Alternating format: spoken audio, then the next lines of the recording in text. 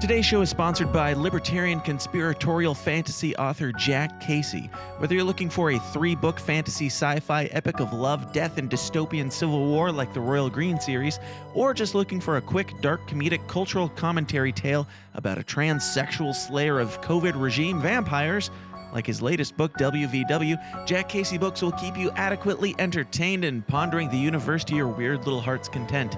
He's the Ayn Rand meets Stephanie Meyer meets somebody who actually writes entertaining books with his own unique little downer-esque flair. Find out more about Jack Casey Books at the aptly named jackcaseybooks.com. Once again, that is jackcaseybooks.com. We live in a new age, and it's time for us to upgrade our tinfoil hats. Operation Tinfoil is a freedom-focused small business and trusted sponsor of this show. Their super comfortable new line of beanies and baseball caps will not only crown your skull in style, but each of these dome defenders is lined with a silver mesh that blocks up to 99% of EMF radiation from cell phone towers, Wi-Fi, Bluetooth, and yes, even 5G. We don't know what EMF radiation does to the brain long term, but neither do they, so don't be their guinea pig and don't wait around to find out. Get your stylish tinfoil hat of the future today at gettinfoil.com. Use the promo code SYSTEM for $10 off your order. Again, that's gettinfoil.com. Use the promo code SYSTEM for $10 off your order. That's better. Much more subtle, much more I don't know, spooky, eerie. That's how we start the show. And yes, I see you in the comments complaining about how my intros are so long. Get your own show, Justin O'Donnell. Just kidding. Justin has a show. Go check it out. I hear it's good from people who listen to it. But it will not be on my list. It might be on my to listen lists for podcasts, but I haven't actually checked out his show, at least in a while. Just throwing some shade right out the gate. Sorry. Hey guys, we're gonna have a chill time and celebrate some New Year stuff, and just look back on a year in review.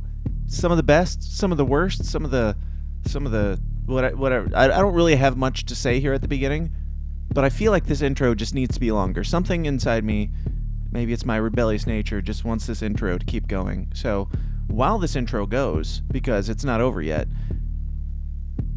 like, share, subscribe. Most importantly, go share it with all your friends. Give them late Christmas presents that they will certainly enjoy, because all your friends are more patient than you, and they waited this long for your gift. So they're the patient type, so maybe they'll enjoy these long intros. Go share it, and let's get weird. All I ask is, if we have to give these bastards our lives, we give them hell before we do! The tragedy of our day is the climate of fear in which we live. Talking about the Salomon Brothers building collapsing. But ask the congressman to withdraw that comment and tell us that he didn't really mean that. Half a stop before you do what I call nasty support. I don't know what I said. I did not have sexual relations with that woman. The Bible commands that certain people be put to death. Thieves were possessing weapons of mass destruction. 9/11 attacks were carried out by Al-Qaeda. Handle the truth. I remember that with that smoke! We are still here! We have to say yes to social justice.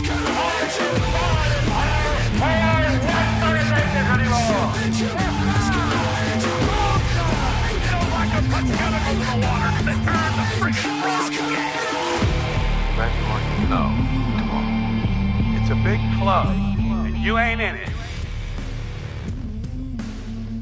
Ladies and gentlemen, welcome back. Not just to the least comfortable show on the web, but the last ever, I'm pretty sure, official show of The System Is Down 2022. Welcome. We're going to hang out. We're going to party. We're going to chill. I didn't even mention it in the long intro, so I'll mention it here. Going to do a call-in show again. I think it still works. I didn't check it today, but I think everything's still set up and configured in a way that you will be able to call in. The number is 309-716-3818. You can call in at any time. Doesn't mean I'll answer it at any time, but you can call in at any time and share some of your favorites, share some of your Christmas memories, share some of your New Year plans and resolutions, all of them, all three, revolutions, revelations, and that other one. We're just going to hang out and we're going to chat. We're going to kill this music because it's distracting. 309-716-3818 is the number because I am a radio host now or something. But yeah, we're gonna hang out and we're gonna chat about some of the best and some of the worst and just recap some of this year. But before we do, I have to remind you guys about yourselves in the Downers Club. My favorite sponsors, people like RJ, JC, I always almost say it, Justin Savoy, Silas Lane, Adam Choit, Lee, Ann, Patrick, Leesner, Catholic something, Alex something, Mike something, Hefflump something, Shannon, Sharon, Vanzot Media, Jack, Casey, Craig, DeCosta, Joe, Kapinski, Davis, Johnson, Joe, John, Brian, Mary, Lee, John, lots of Johns. Those are all the people that are currently sponsoring this show, people in the Downers Club. People that went to patreon.com/the system is down and decided that they not only wanted more weird, more raw, more offensive, more weekly content, but they also wanted to support the nonsense that is this nonsense that hopefully brings a little bit of joy to your life in the chaos. And if you want to support the show, that is the best way to do so. I don't like Patreon even as much as you do, I assure you, and they steal my money. But they are the most convenient, currently set up processing system that I have now to receive money, because YouTube hates me. So if you wanted to super chat, just go send money there, and we take fake super chats here. If you're not familiar, just put in all caps fake super chat. If your comment, if you think it, you need to understand that if you put fake super chat in there, I'm going to judge you harshly on whatever your comment is. So if you have something that you feel like is so important that the entire world needs to hear it because the entire world is listening right now, put all caps, fake super chat, then put your very important comment, and I will try to read your very important comment. And if it's not very important, I will chastise you for it because you didn't pay, and especially if you're not in the Downers Club, you really didn't pay, and you insisted that I read a thing, and then you made it not worth my time. So this is the kind of abuse that you'll receive if you call into the show as well. I am a douchebag because that's who I am, and just know that it's all a joke, and I love you. So call in, and I will chastise you there as well, and become a part of the show as I ramble about things that I like. And again, patreon.com/the system is down is the way to get all the bonus stuff. There will not be a bonus episode today because, well, all the rest of the podcast world is taking 2 weeks off entirely. I'm taking 2 weeks off from giving you the more stuff right now. So Maybe that's my Christmas gift to myself. Maybe that's your unintentional Christmas gift to me. That's my taxation, because I said weekly content, and then I took 2 weeks and didn't give you any bonus content. You still get the ad-free versions, so that's still something. You're getting something. You don't have to listen to Jack Casey, and if you're complaining about the intros being too long, all you got to do is join the Patreon. None of those ads, none of that intro stuff, straight into the meat and potatoes, which is this, me rambling about stuff that you, for some reason, keep coming here for. I don't remember what I was saying. Who cares? We're talking about stuff. Yeah. Call in and do that. So, in this cluster that is this show today, I don't have many plans. I have lists, really, and then we have some videos we're going to watch at the end. Oh, I should also mention giveaways. I think we're going to do some giveaways today. Yes. Call-in giveaways, incentives. That's what all the business marketing strategy people talk about, like the incentive to get your persons to buy into your thing. I'm not trying to get you to buy into anything. I'm trying to give something away to you. All you got to, your only buy-in for these giveaways is dialing a number. Can you handle it? And also, I should mention, again, taking probably some rude comments from a very dry autistic asshole. Anyway, we're going to talk about the things, and I think the best thing to start out with, we're going to go through each of these categories. If you feel free to call in, weigh in. Am I right? Am I wrong? Weigh in the chats too. If there's stuff that you want me to check out, because we're going to be going through like best actors, best podcasts, best. We're doing worsts, and we're doing what are they? Honorable mentions. Best, worst, honorable mentions, and some things that I want to check out but have yet to from the year. Obviously, not all these podcasts came out during this year. Not even all the we're doing books as well. Not all the books came out this year. 1 or 2 of them did. And I don't read a lot, so you're getting my favorite things that I discovered this year. For the movies and TV and stuff like that, I tried to keep it to, and albums, music albums, we're doing that. I tried to keep those more to things that actually came out this year, because that makes sense, and I digested a lot of those this year for the most part, or at least enough to talk about. But yeah, when it comes to books, if I only talked about the ones that came out this year, there's only 2 books that I read this year that came out this year. So you get the point, I'm pretty sure. We used to do this back in the day, back when Craig was on the show more regularly, and a couple other people that started out on the show. We would get together and do these end-of-the-year recaps. I thought about bringing some people on to rant with and get their thoughts as well, but hey, you guys all have opinions, and you can now present your opinions in multiple ways, so feel free to do that throughout the show, and I've got more than enough, as you know. No matter how small the topic is, I will be able to rant about it for way longer than I intended to anyway. So this might keep it under 4 hours if I'm just doing it by myself and with you guys. So while the rest of the world takes breaks and they go out and spend time with their family, I'm here spending time with my side family, you guys. So we're going to go through these, starting out with Best Actor. Actually, let's go through some Super Chats, fake Super Chats. I know I saw at least one. Again, all caps, fake Super Chat. I'll give you an example here if I can find it. Just like Subversive with Justin O'Donnell did. Fake Super Chat, Jack Casey is kinda gay. Now remember when I said that if your thing wasn't worth telling to the whole world, that I would chastise you and I would ridicule you for your stupid comment? Good job, Justin. That's pretty spot on, I'd say. Let me know in the chats, what are you guys drinking? It's day drinking time. I imagine if you're listening to this right now live, then you probably aren't at work, or maybe you are at work and you've got one of those, like, I don't know, the fake baby that straps onto you, and you fill it up with some sort of adult beverage and then you drink out of the baby's head. Maybe that's not so much for work. That might work for the ladies, but probably not the guys. What are you drinking? Let me know in the comments. And as we go, again, drop all your faves and suggestions and recommendations as fake Super Chats. But we are going to start out with, we're not going to do a bunch of like best actor, worst actors, stuff like that. It's going to be more broad in general. Sharon's drinking wine. Shocking. I need my sound effects. I'm sure we've got something in here. Sharon's drinking wine. I've got nothing. I haven't done this one in a while. Do it live. Fuck it. Do it live. I'll write it and we'll do it live. Fucking thing sucks. It just felt right. I don't know why. So, starting out with something very specific that will be the only very specific type thing. Best actor. Now, I didn't catch a lot of entertainment this year. So, as I go through like best actor, best movie, stuff like that, I'm not saying these are the best movies that came out this year, because that would assume that I watched all the movies this year, or at least watched more than like 7 movies this year, and it might be somewhere around that number that I watched. But in the amount of movies that I watched, which is very, very small, I will be giving you my favorites of those. We'll start out with the best actors, and I'm just going to give you the top 3 from what I saw. Best actor first, coming in at number 3 is, of course, Elon Musk.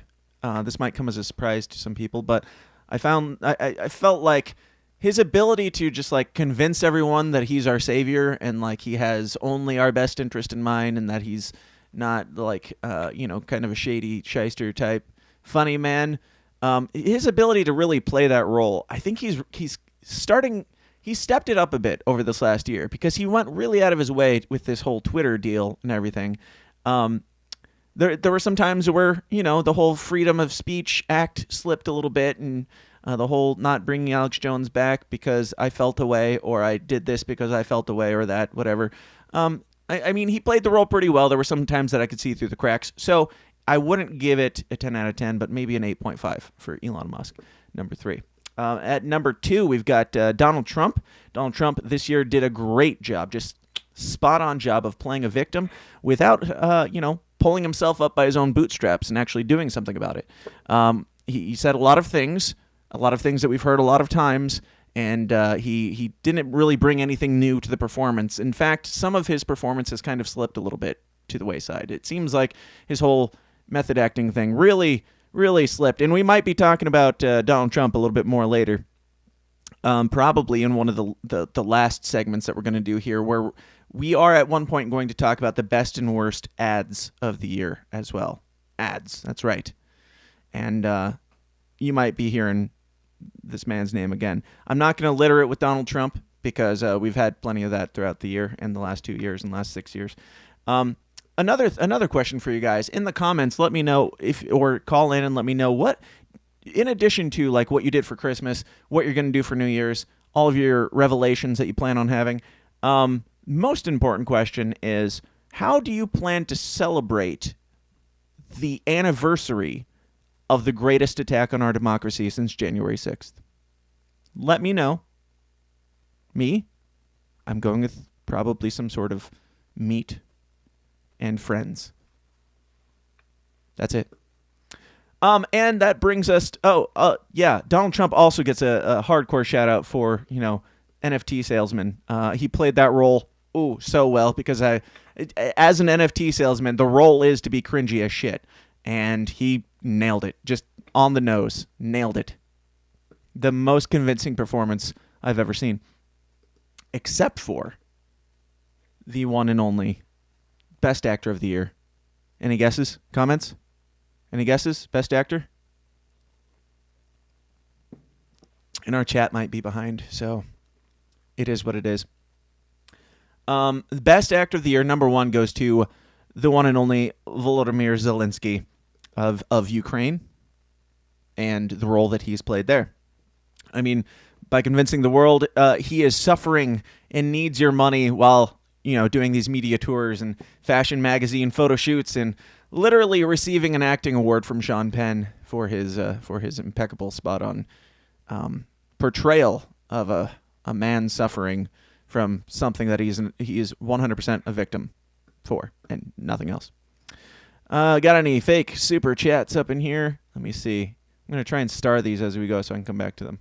But fake super chat from Sharon. Sharon says, recommendation, I want my own soundbite. Well, Sharon, you're going to have to be on the show for more than 5 minutes for me to get a good soundbite out of you. You can't just pop in for the Thanksgiving special, leave after 5 to 15 minutes, say very little in the meantime, and expect to get a soundbite out of it. I would love to get a soundbite out of you, Sharon. Unfortunately, you left.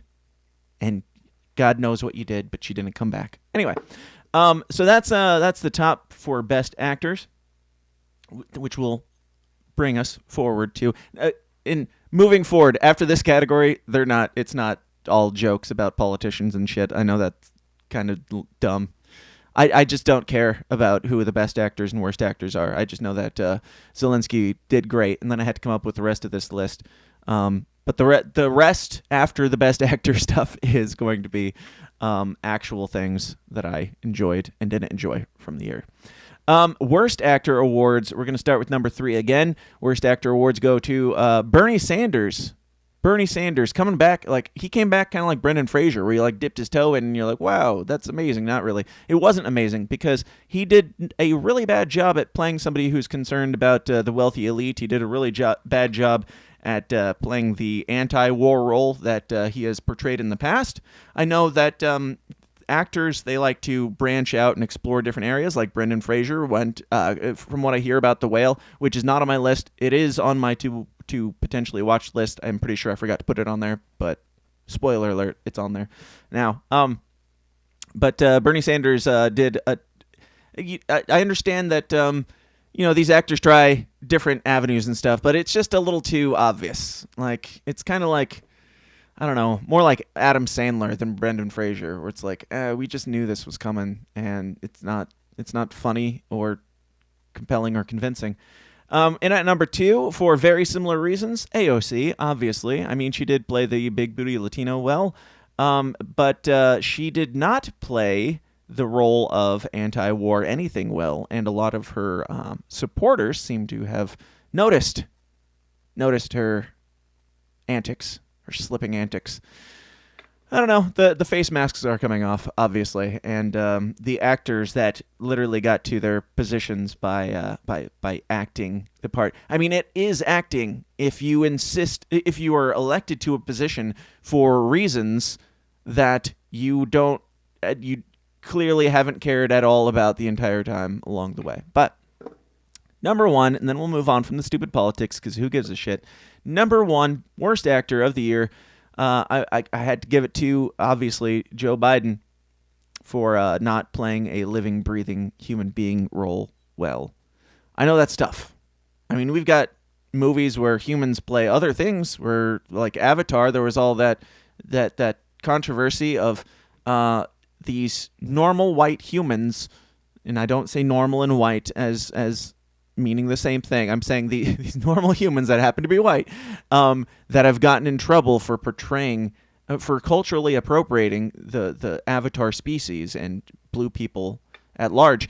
The Smurfs wrote in, I'm pretty sure, and James Cameron probably called them toxic man babies or something. I didn't watch Avatar. It's not on my best list, my worst list, my to-watch list, or my honorable mentions list. I don't care. I don't care about James Cameron. I don't care how pretty this movie was. I don't care about the story. I don't care about the premise. The only thing at all that even minorly intrigues me about Avatar: The Way of Water is how could this movie possibly not suck? Like, how could the visuals in this movie be so amazing? Like the original Avatar, the only thing that anybody gave a shit about, it wasn't the story. Nobody cares or remembers the story. It was Fern Gully. It was Pocahontas and all that shit. It was the visuals and how groundbreaking they were. I am slightly curious, which I feel like if I sat down and watched the trailer, I might get my answer. But did you guys watch Avatar: The Way of Water? Is it as who cares as I am assuming? Should I watch it? Some people have said I should, but I doubt I will. And that really got off on a tangent there. And that's fine, because fuck it, it's my show. Any fake super chats? Anybody got anything up in here? Fake super chat, Matthew Butts. Hey, put the fake super chat all in caps so that I see it. Otherwise, I probably won't as I'm scrolling through. But Matthew Butts, hey Butts, says this had to be a hard list to come up with because the act is pretty much up at this point. I like what you did there. I like that. Yes.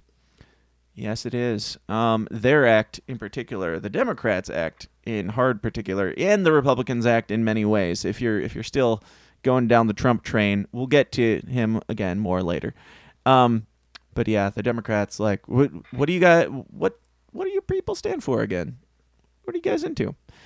All right. So speaking of stuff, transition time. Oh, Justin Zelensky's here. Fake super chat. Chat greetings from the ski resort. Oh, fancy. Justin Zelensky is writing in to let you guys know that he's rich. And also with you, Justin. All right. Can't wait for the Super Mario movie in 2023, says Ray and Cap. Yeah, I have high hopes for it. Seems like some of those kid movies are finally starting to try to get their shit together a little bit. I've heard good things about, like, the Sonic movies. I haven't watched them yet. I plan to with my kids at some point. But, yeah, I hope they... All a Parent Wants is a movie that their kids love that they don't hate. So that they can have, something decent to sit and be with their kids doing that one or the other sides of this thing don't, just abhor. All right, let's talk about some podcasts. And these aren't going to be necessarily top 3, top 4, top 5 in any of these other categories because I just put down pretty much whatever I could think of, things that I spent my most time digging into.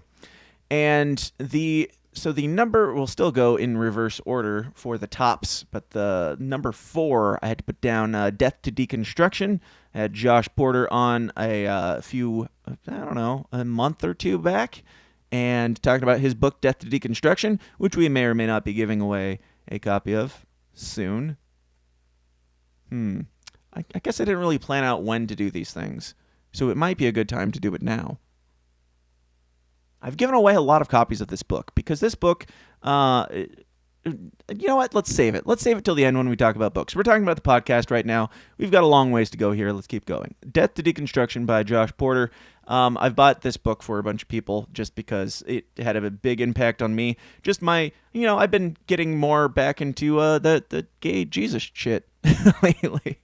And it pains me in some ways to say that some of that stuff is becoming more real, and I'm getting back into that a bit, but in a completely new way. And his book did a lot to open my mind to some of that stuff in a more dry, logical, cynical, just honest way. And it's been a trip that I will probably disclose more of over the coming months in the new year.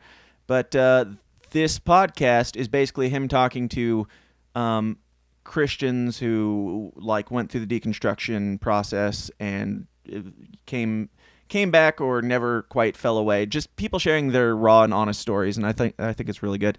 It's definitely a good companion to the book and the album. This dude is just artistic as shit, and probably autistic as shit too, and in a good way. And just the whole package. He's somebody who speaks to me on a completely different level because the book and the podcast and everything, the artistic creational value of the stuff that he's putting out, I think is just fantastic. And something refreshing, especially in that genre. Now, completely different than that, because, conspiracies, politics, religion, the stuff that we talk about on this show, we go in all the directions. The spiritual stuff and the political stuff, I'm sure you've noticed, have been more of my focus this year, not so much the conspiracy stuff outside of just the news. The news is conspiracy stuff. I don't have time to go digging into old conspiracies because we're living through all the new ones right now. So Jimmy Dore is fantastic. If you're not familiar with the Jimmy Dore Show, I would highly recommend it. I like to listen to some right, some left, some libertarian. The ones that are sensible and reasonable. I don't listen to. It's not like I listen to a lot of the Young Turks or even Alex Jones. I don't listen to the people who are, arrogant, and I don't really respect their opinions all that much. I don't know. I certainly respect Alex Jones more than the Young Turks. But, people that I disagree with on certain points, like Jimmy Dore and some of the others that we'll mention later on the right, I don't know. I think as libertarians, it would really behoove us to not be concerned about people knowing that we listen to things that aren't libertarian, and it's very shallow-minded to only listen to things in your echo chamber. But it seems like we do that a lot. We don't want to talk about how we enjoy the Jimmy Dore Show which the next one is Louder with Crowder, so I'll go ahead and say that. Louder with Crowder and Jimmy Dore, they're like two sides of the same coin where I don't agree with them on a whole lot of things, and I do agree with them on certain things very strongly. And somebody's calling in. Damn, that's loud. Let's see if I remember how to do this even. Probably should have had this ready. All right. Hello, you're on The System Is Down with Dan Spots, and that is me. Who is this? This is Tom. Hey, Dan, how you doing? Hey, Tom. How are you? Not too bad, man. I just wanted to call and thank you. There's obviously various topics that you guys cover. Some of them are not very long. You don't spend a lot of time on them. And Sure. I get that. There's just so much to cover. But I wanted to thank you for bringing to light what was going on. Well, there was a particular episode of, what do they call it, Baymax? It happens to be one of my granddaughter's favorite cartoons. She's 5. Yeah. And a lot of us, we didn't, I guess we glanced at it. I watched stuff with her, from time to time. But the other day we was watching that, and then I remembered on one of your episodes you had mentioned something about a Baymax Talks maxi pads or something. And I actually saw that episode. It came up, and that's really disturbing. There was a lot of things with that particular episode that were disturbing, but one of the very points is he was standing in an aisle with several guys, and they're talking about this, and I think that's just atrocious. So, what was it again? Can you say that again? I don't remember this article.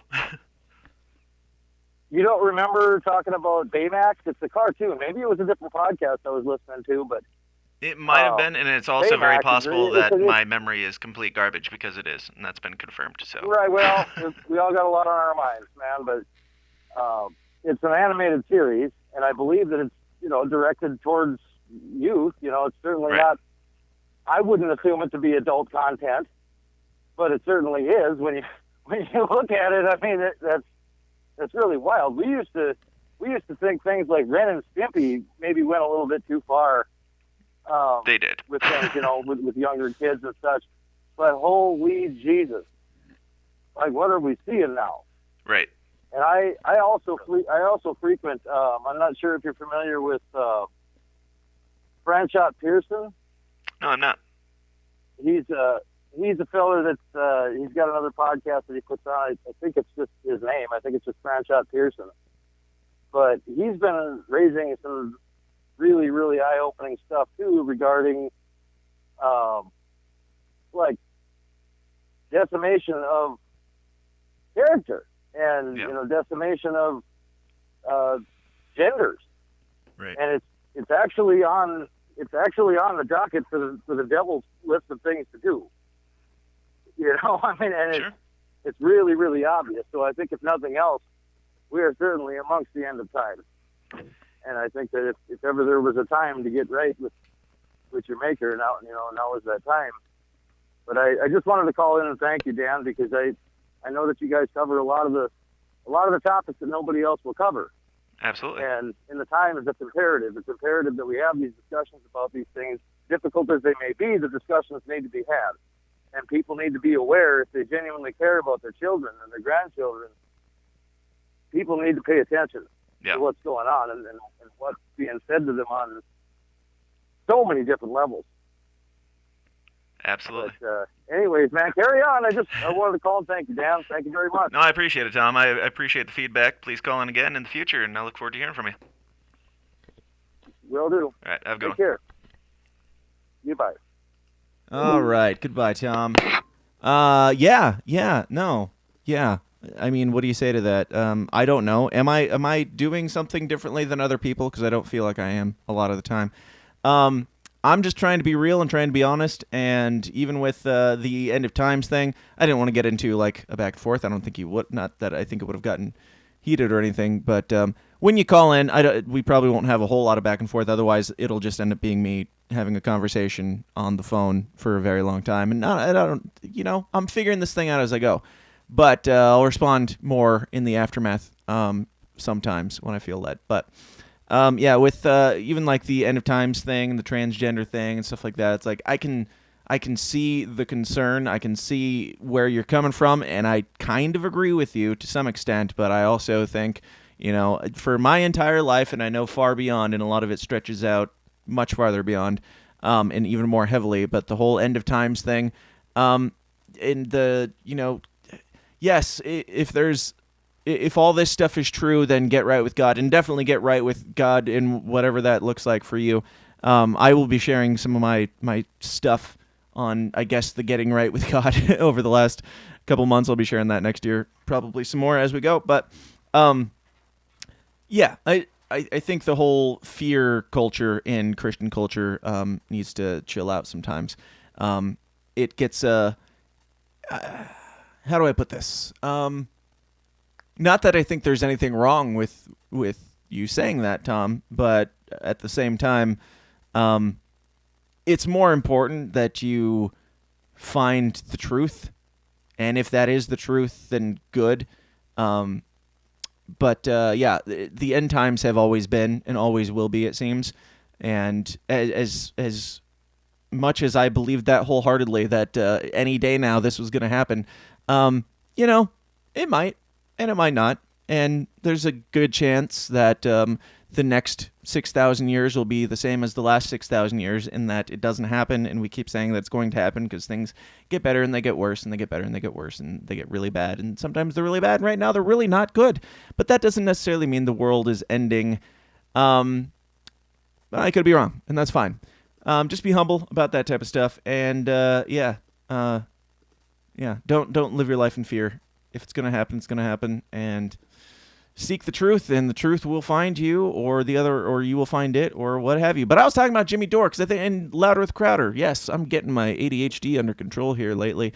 Jimmy Dore and Louder with Crowder are my probably 3 and 4 slots, because I think it's important as libertarians to really embrace people as far as like people that you disagree with on a lot of things, but you also agree on the more important things like the anti-war stuff. I know Louder with Crowder, I don't even think he's all that good on anti-war, but he is good on a lot of things like the FBI now, thanks to late stuff. And what was the thing I was going to say he's also good on? The COVID stuff. I mean, that's pretty much the barrier to entry for me, is like, were you right on the COVID stuff? Because we all went through that. It's like all the other stuff that's been going on for decades and generations, that can be debated. But where do you stand on the thing that just happened? And if you're cool on that, we can have a conversation at least. And if you don't and you're civil, I mean, my bar is very low. We can disagree entirely. But as far as like me gleaning information and entertainment from people, that's a pretty high point on, whether or not you're worth listening to or not, basically. And both of these guys I find them to be amusing and funny. So I enjoy their content and disagree with them both on a lot of things. Now, my number 1 spot currently is probably a tie-up, and neither one of them are going to be that interesting or shocking. It's part of the problem with Dave Smith and Timcast with Timcast, or whatever his name is. It's not that interesting. I know. It's not really anything new. I'm sure these guys have both been on my lists in the past from years ago. But I'm just basing a lot of this off of, like, what I find myself going back to the most. And these are 2 regulars that when I'm strongly listening to podcasts, which I haven't been for the last, couple months or so. I haven't been listening to a whole lot podcast-wise. I go back and forth between podcasts and music, and I've been more on a music kick lately. So there will be a lot more on that list than there is on this list currently. But yeah, when I'm listening to podcasts, those guys are in regular rotation. So yeah, check them all out. Check them all out, because those have been my regs for the year. Let me see what we've got in the chats. Anything? Any fakes? Drop your fakes. All right. Nothing. Now, moving on to honorable mention podcasts, I gotta preface with, no, I'm not going to list off every single podcast friend that I have, because pretty much everybody that I speak to on the internet on a regular basis has a podcast, and I'm not just going to post a list of my friends, which is what that would be if I gave everybody a shout out. All of you, I love you. I haven't been listening to you lately, so you didn't make the list. I don't know, is that my fault? Is that your fault? Is that your fault for not marketing better? Is that my fault for not being a better friend? All that matters is you probably aren't listening to my show either. You're probably not even going to hear this list to know that you're not on it. Maybe Justin did. But yes. It's just a mutual, hey, we're podcasters. I love you all. Keep it going and don't suck. Maybe one day you'll get my attention again. Honorable mention podcast. Of course, I got to give a shout out to The Simple Life with Gary Collins. No, I did not listen to the show as much as you would assume the producer of a show would, but I listened to, editing his show together and all that stuff. I would listen to quite a bit here and there. Which, if you're not familiar, Gary Collins passed away this year. It's on my channel somewhere. I did a rant, kind of in memoriam of Gary Collins, and some of you have reached out and thanked me for shedding a little bit of light on that. Thank you for reaching out. It's like I've given pretty much the extent of my knowledge, and thanks for the well wishes. I'm not his family or anything, but yeah, he meant a lot to a lot of people, and his stuff is still out there. His books are still out there. His podcast is still out there, and it's still just as valuable as it ever was, probably more so. So check out The Simple Life with Gary Collins, and rest in peace, you old crotchety bastard. More honorable mentions, or more scary right-wingers that I find myself listening to off and on, whether or not I agree with them, which I don't much of the time, but find them entertaining. Matt Walsh Show, I find entertaining, and he's a dry, sarcastic asshole like I am. And yes, I disagree with him on many things, and also I find him to be quite entertaining, and I find his information to be helpful to process, to digest some of the things going on in the world. Just his very dry, coarse ability to break things down in a short and concise manner. I think he's good at it. Also, slightly offensive. I've watched some of that Scary Right Winger this year, and most of it has been primarily when they have on the scarier people. Like, I think it was that show of Elijah Schaefer's where he had on, who was it? It was Eric July, not Scary. I'm not saying that. And the most evil of all, Nick Fuentes. He had both of them on at the same time. I really enjoyed that episode, and that got me watching a couple of his off and on, so I thought it was worth a shout. Not that he needs it, but You're Welcome with Michael Malice, he definitely doesn't need a shout. I listen to You're Welcome pretty much whenever I'm interested in the guest, and that I find is the problem with shows that are really interview-focused, is that if I'm not interested in the guest, I'm not going to listen to your show if it's not if it's not more based around you, which, is part of the reason why I do less interviews, because if it's not something that I want to listen to, then why would I assume that other people want to listen to it? Dave versus Goliath, of course. I've kind of fallen off with Dave, not really with Dave, but with his show. I just haven't had time to get caught up on his episodes, but Dave always does an amazing job. Shout out to Forrest Bizat's The Pancake King, which you may have heard on this show at one point. I don't know if I ever mentioned it, actually. I think I talked about his old show at one point, but good friend of the show, The Pancake King. He talks a lot about life and marriage on the spectrum and some of the struggles of autism and stuff like that.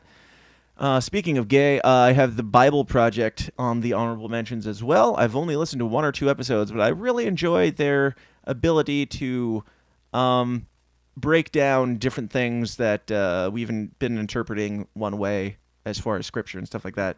They really dig into like what these words meant at the time, what the context was, stuff like that. I think it's good, and I plan on listening to more of that in certain departments in the coming year. InfoWars has an asterisk next to it for obvious reasons, because I only listened to 1 episode of InfoWars this year, and it was worth all 3 to 4 hours that I dedicated to it, because you know which one.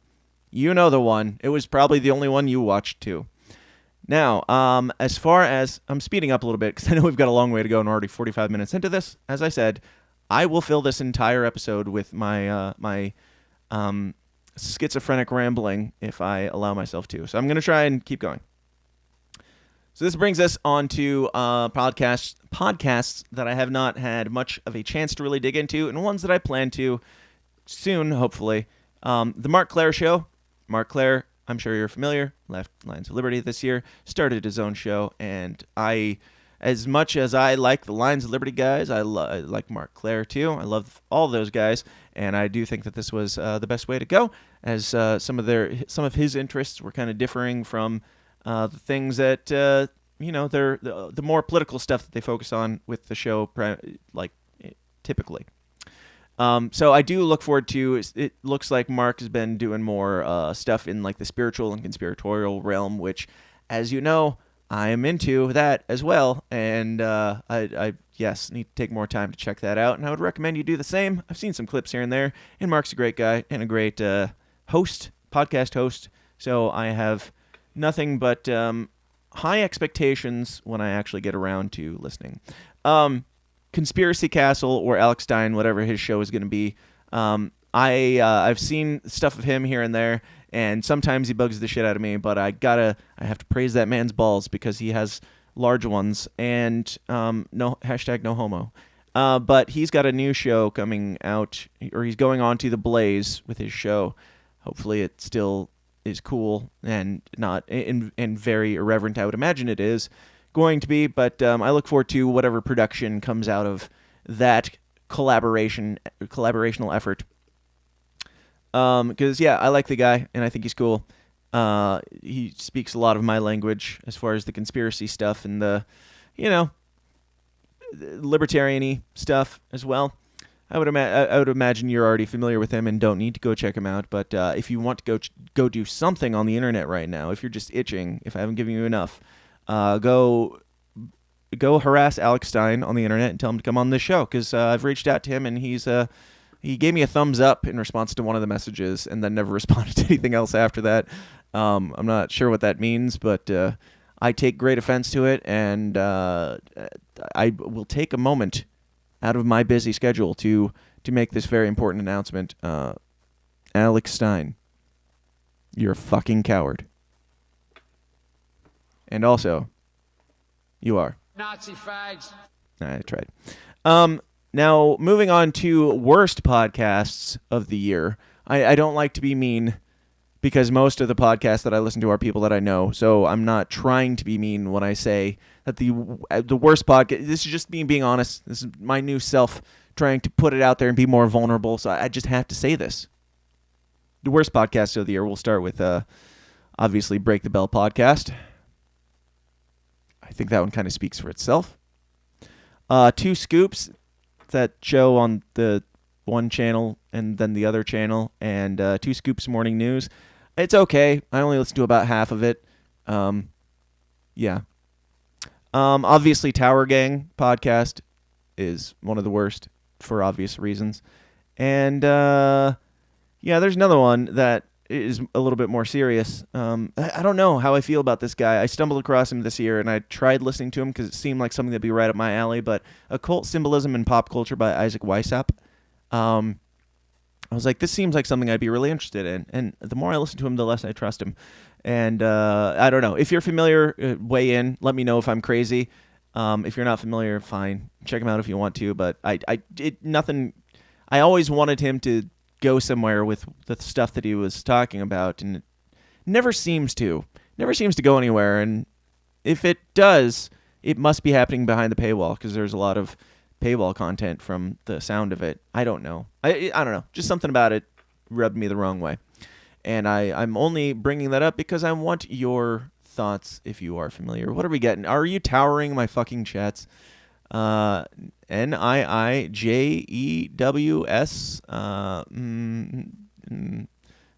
I'm not sure if you guys don't know how to spell, or I don't know how to read, or a little bit of both, but I'm not reading that either way. Let's see. We had a fake super chat here from Joey Two Guns, who says, "Fake super chat. I recommend history that doesn't suck if you're into history."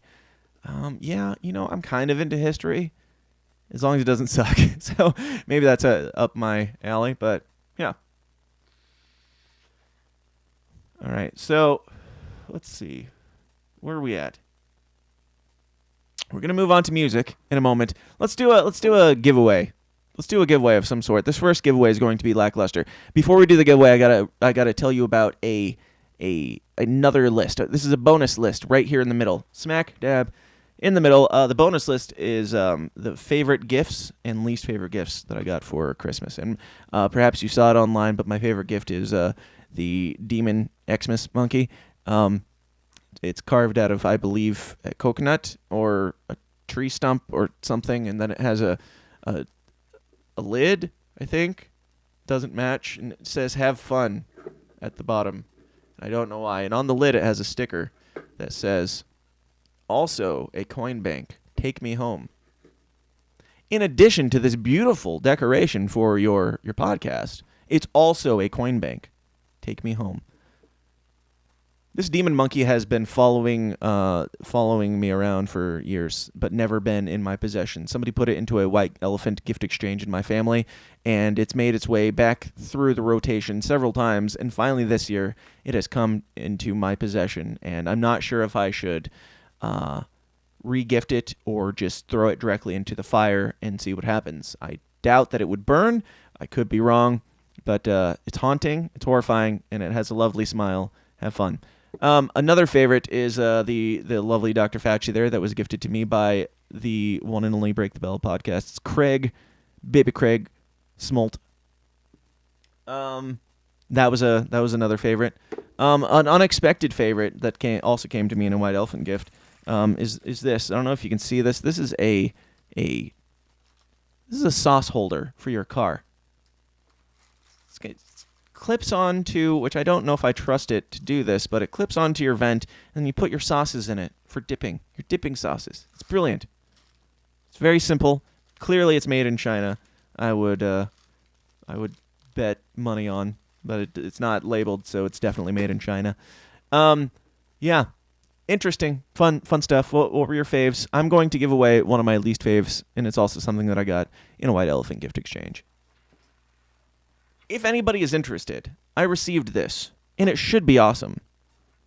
This is a Trio cup holder expander, and this is easily the least interesting gift that I'm going to give away on this episode. But Trio cup holder expander, very boring, could be awesome, but my cup holders don't fit this thing, so I just have this, and it's literally just going to sit here until somebody takes it, or somebody calls in and gets this Trio. You could be the person that wins all of the gifts if you're paying attention. You could win them all. Just be the first person to call in, and I will give you this Trio cup holder expander. But you have to be brave, you have to be strong, and you have to call in and take the abuse.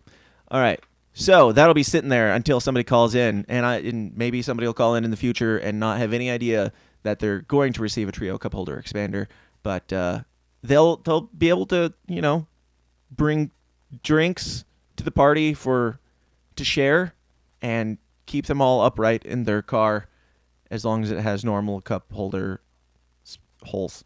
Anyway, we're going to move on. I'll give you a chance. I'll give you some time to call in. Get your phone numbers ready. 309-716-3818. We are going to take a quick break because speaking of things that, I was gonna say a mean thing, but that I already played Jack Casey's, so I have to say a nice thing because I don't know the rest of these guys as well as Jack Casey. Speaking of demon monkeys and conspiracy stuff. Oh, speaking of gifts, another favorite gift of mine is the gift of the shirt that I received in the mail that I talked about last week that says Apollo 11 or Stanley Kubrick's Apollo 11 has a picture of the Apollo 11 movement. That's another favorite gift, and that's the best segue into Decido. Today's episode is sponsored by Decido Apparel Company. Decido's shirts and apparel will not just cover your ugly body, but they'll make you look good and maybe even help you strike up an uncomfortable conversation, and you know how I feel about those. With grabbing designs like Where's the List, Operation Northwoods, Fetterman 24, Branch Davidians Should Have Never Stopped Shooting, and my personal favorite, Stanley Kubrick's Apollo 11, Decido shirts will have you opening up valuable conversation doors and building culture one wear at a time. Check out all their designs and support this incredible company now at Decido.com. That is DSYDO.com. Get it. Today's episode is sponsored by Astero's Cybersecurity Services. These days, organizations of all sizes are targets for cyber criminals, disgruntled employees, or even nation-state attackers. Astero's performs cybersecurity services providing expert guidance to help organizations defend against threats and protect their data. Astero specializes in penetration testing, where they perform ethical hacking on networks, web apps, or organizations as a whole to simulate what an attacker would do and plug the discovered holes before anyone malicious finds and exploits them. Asteros also specializes in vulnerability management, security awareness training, phishing simulations, cloud security audits, compliance readiness assessments, and much more. As technology expands, it becomes easier and easier to run a business, but if your security is not growing along with your company, then you're going to run into problems. If you don't personally have a company of your own, definitely pass this information along to someone who does, because for a limited time, Asteros is offering companies an attack surface audit completely free. Let Asteros discover potential entry points to your network and how susceptible your company or organization is to cyber attacks. To learn more and to take advantage of this essential offer, just go to asteros.com/free. That's Asteros, ASTEROS.com/free. So, hold on. Thank you. Aw, thanks. Thanks, guys. So I take it nobody wants this amazing Trio cup holder. Benzo Barbie in the chat says, "Can you put weed in it?" And the answer to that is yes. Yes, you can. However, I do not condone that at all. I don't. But yes, absolutely you can. You can put 3 times the normal amount of weed that you would normally put in your normal cup holder. So, you decide. We've also got fake super chats from some peeps. Benzo Barbie also says, you're number 1 too. Oh, thank you. Thanks. My mom says that. Subversive with Justin O'Donnell says, fake super chat, how do I earn the title of worst? Well, I don't know. Your name wasn't listed, so I guess if you weren't even worth a mention, what's worse, being the Tower Gang and being listed as one of the worst, or being Justin O'Donnell and not being talked about at all? You decide. Justin O'Donnell says, fake super chat, worst song of the year, Tim Pool's piss poor attempt to destroy emo. You know, yeah. I know. It's not very good. And I wouldn't care at all about it not being very good if he would shut the fuck up about how amazing it is. I mean, he's... To be fair, he's not like bragging about how amazing it is, but he's like, oh, it's obviously a good song because everybody's listening to it. Everybody's listening to it because of your show, dude. And that's fine. That's great. I respect it. I've got a bunch of emo shit that's coming out later this year. You can be the judge. Maybe we'll have an episode where we compare some of my new emo shit to Tim Cast's emo shit. I mean, more power to him. I think it's great. I think it's great for the sake of building culture and for the sake of getting people to branch out, even if it's like some weak, piss poor emo stuff. I mean, it's just not my cup of tea. That, I don't know, that version of the emo shit, I'm not into it. But there is a part of me that's like, you know, it gets some people, some new listeners into new styles of music when the only thing on the radio waves is Taylor Swift and, like, I don't know, AI programmed rappers. So it's better than that, at least. Now, best albums of the year. Let's talk about them. We'll start with, since we do the top ones in reverse order, I will start with, let's see, this would be of the top 5. This would be 5. I don't know. This I enjoyed this album.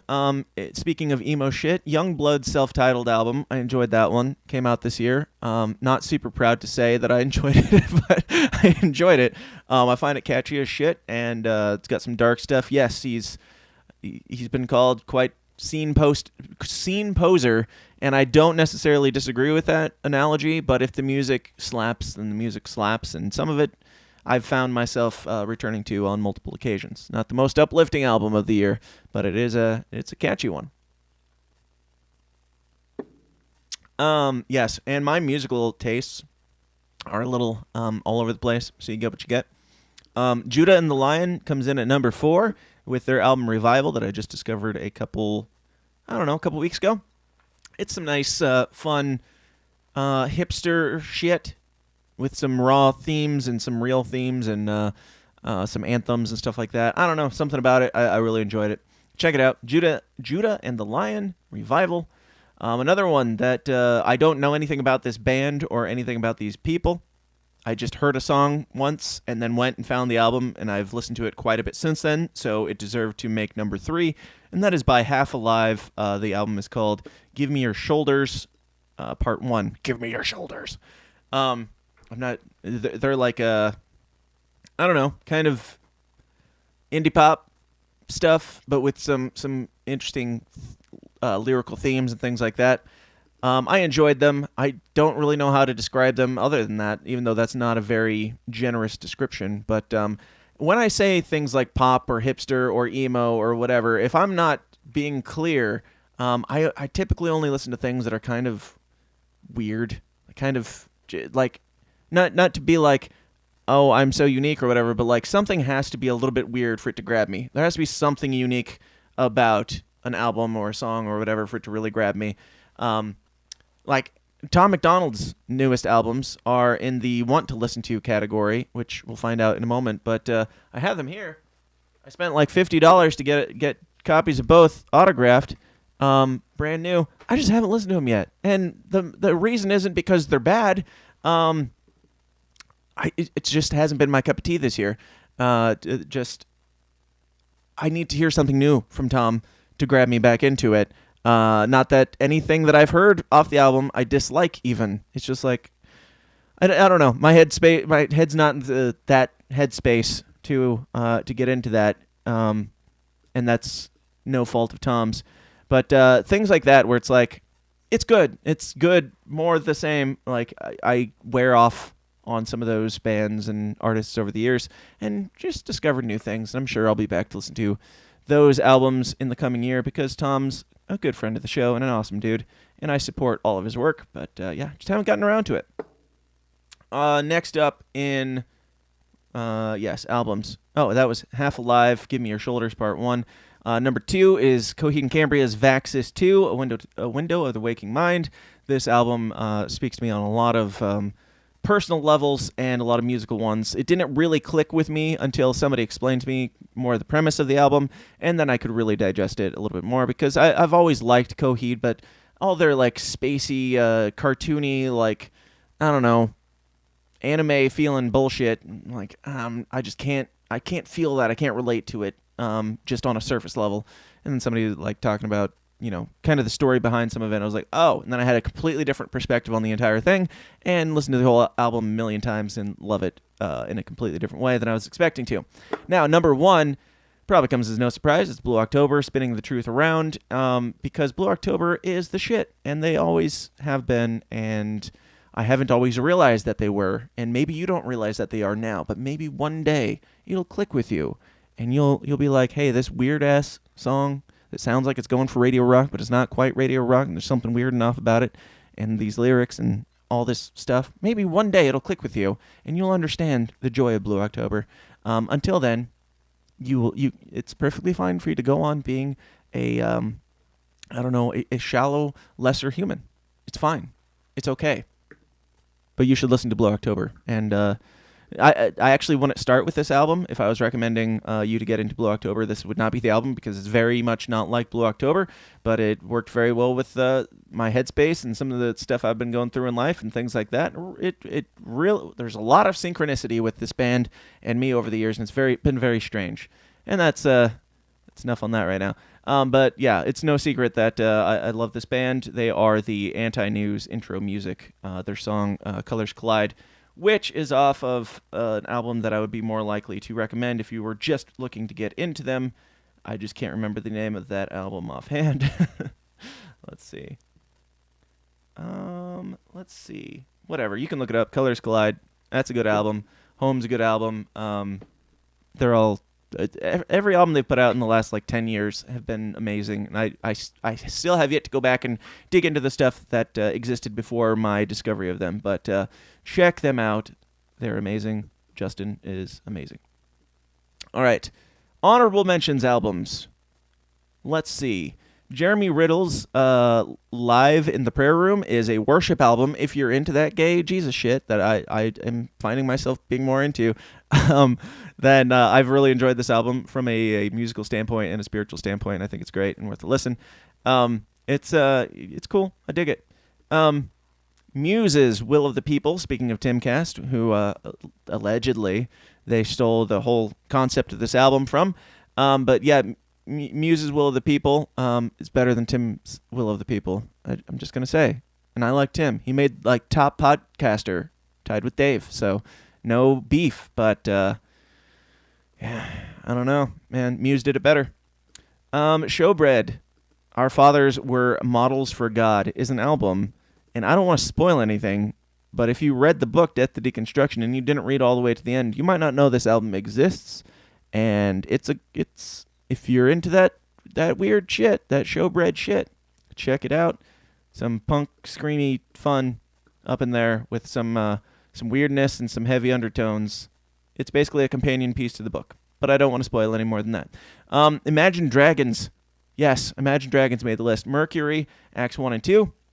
Imagine Dragons is a band that I enjoy listening to mostly because I do think they get a bad rap. Yes, they are very radio shit band, trying to be... I mean, I don't like... Just as much as you don't like the fact that they are the rock of today, I also don't like that. But objectively, I can listen to this band and enjoy their music and appreciate what it is outside of the radio. And I think that some of their songs are cheesy as balls, but I do enjoy listening to them. Like, they're a band that I can listen to with my kids, and just like with the movies, I'm always looking for something that's like I can listen to this and enjoy it enough to, you know, I don't know, take some joy out of it, and my kids enjoy it even more. So, you know, having that those experiences together really helps make the album, brings the album up a notch for me. Surprise one, which was kind of odd. Tears for Fears has a new album called The Tipping Point, which I used to do this a lot, and I've been trying to do it more. Just like if an album cover art speaks to me, I'll go check out the music and then see if I want to buy it, and then I'll go buy it if I liked it enough to buy it. I haven't liked it enough to buy it yet. I've listened through the album a time or two though, and I really just like the cover art, and I went and listened to it, and yeah, they've got some cool stuff going on in there. So check it out. Tears for Fears, The Tipping Point. That's a throwback. I didn't even know they were still doing stuff, but I dig it. 5 Times August. Shout out to 5 Times August, who has been on the show. His album Silent War came out this year. The reason why this made it into the honorable mentions category is because it's not really my cup of tea. I'll be honest. Outside of the videos, like for protest songs and protest indie type music, like 5 Times August, it's like it's fine. It's not like something that I jam when I'm cruising down the road, though. Like This Is a War is a protest song that has some swag to it that I can jam to on a regular basis. But 5 Times August, it's like, yes, with the videos, I love it, and it's great. And just the songs on their own, I don't know. They don't do a whole lot for me musically. But it's fine. It's a completely different thing, and I'm sure it works for other people, and I respect it a shit ton. So check that album out. Maybe you're into the folksiness. Again, well, this brings us to albums that I want to listen to. And again, I have to start with Tom MacDonald's Renegade and The Revolution, those two new albums that came out, because I do plan to listen to them sometime when I'm feeling angsty. I'll probably get around to it. And a lot of these are more of the, I guess some of these are angsty. Norma Jean's Death Rattle, Sing For Me, is an album that I didn't know was out, but they're a band that I always loved back in the day as far as the hardcore metal-y type shit. And they always brought something kind of unique to that sound that I really respected, especially their album, Polar Similar. That album brought a lot of weird shit to new Norma Jean. And if you're a fan of them in the past, I don't know if you'll like their newer stuff as much, but they're a band that I've enjoyed them along the way because they haven't stayed the same. They haven't too strongly diverted either. They've just been like, as far as their music, I don't follow them super closely, but obviously I didn't even know this album came out, but they seem like real ass dudes in their music and very raw, and I dig that raw spirit. Post Malone's new album, 12 Carat Toothache, is on my to listen to list. I don't know, there's just something about the dude brings out the wigger in me. I don't know what it is, but I enjoy his music, and it's really good, and in like a completely radio-friendly way that I would normally despise, but something about him works for me. And I am kind of a pop whore, but the pop has to be something unique. And I do think that Post Malone brings a little something unique to the whole pop whoriness of the world right now. Let me see what we've got. We should probably do some fake super chats here. Don't forget about WAP. I didn't forget about it. Oh, does that really zoom in my screen? Oh, wow, that's neat. I was just trying to read the comments closer. I didn't know that it changed everything, but okay. Maybe I don't know. Maybe it doesn't. Maybe it's just changing my screen. Maybe I'm a psychopath. Sharon says, fake super chat, which Goo Goo Dolls album is your favorite? Sharon? Shut up, silly woman. If you're not familiar, I went and saw Blue October earlier this year. They were opening for the Goo Goo Dolls, and they had very little time, and then I had to listen to the Goo Goo Dolls for much longer than I ever intended to in my life. And I just gotta say, they sound like a worship band in all the worst ways. All the worst ways. They're just secular worship music. Christian contemporary music without Jesus. And I just can't do it anymore. Iris is a great song. Yeah, that one from Treasure Planet. That's a good song too. Yeah, that really hits the emo feels sometimes. But yeah, just I mean they're the Taylor Swift of rock and roll in my opinion. But Sharon also says Taylor Swift, don't be a monster and not give her credit. I'm going to be.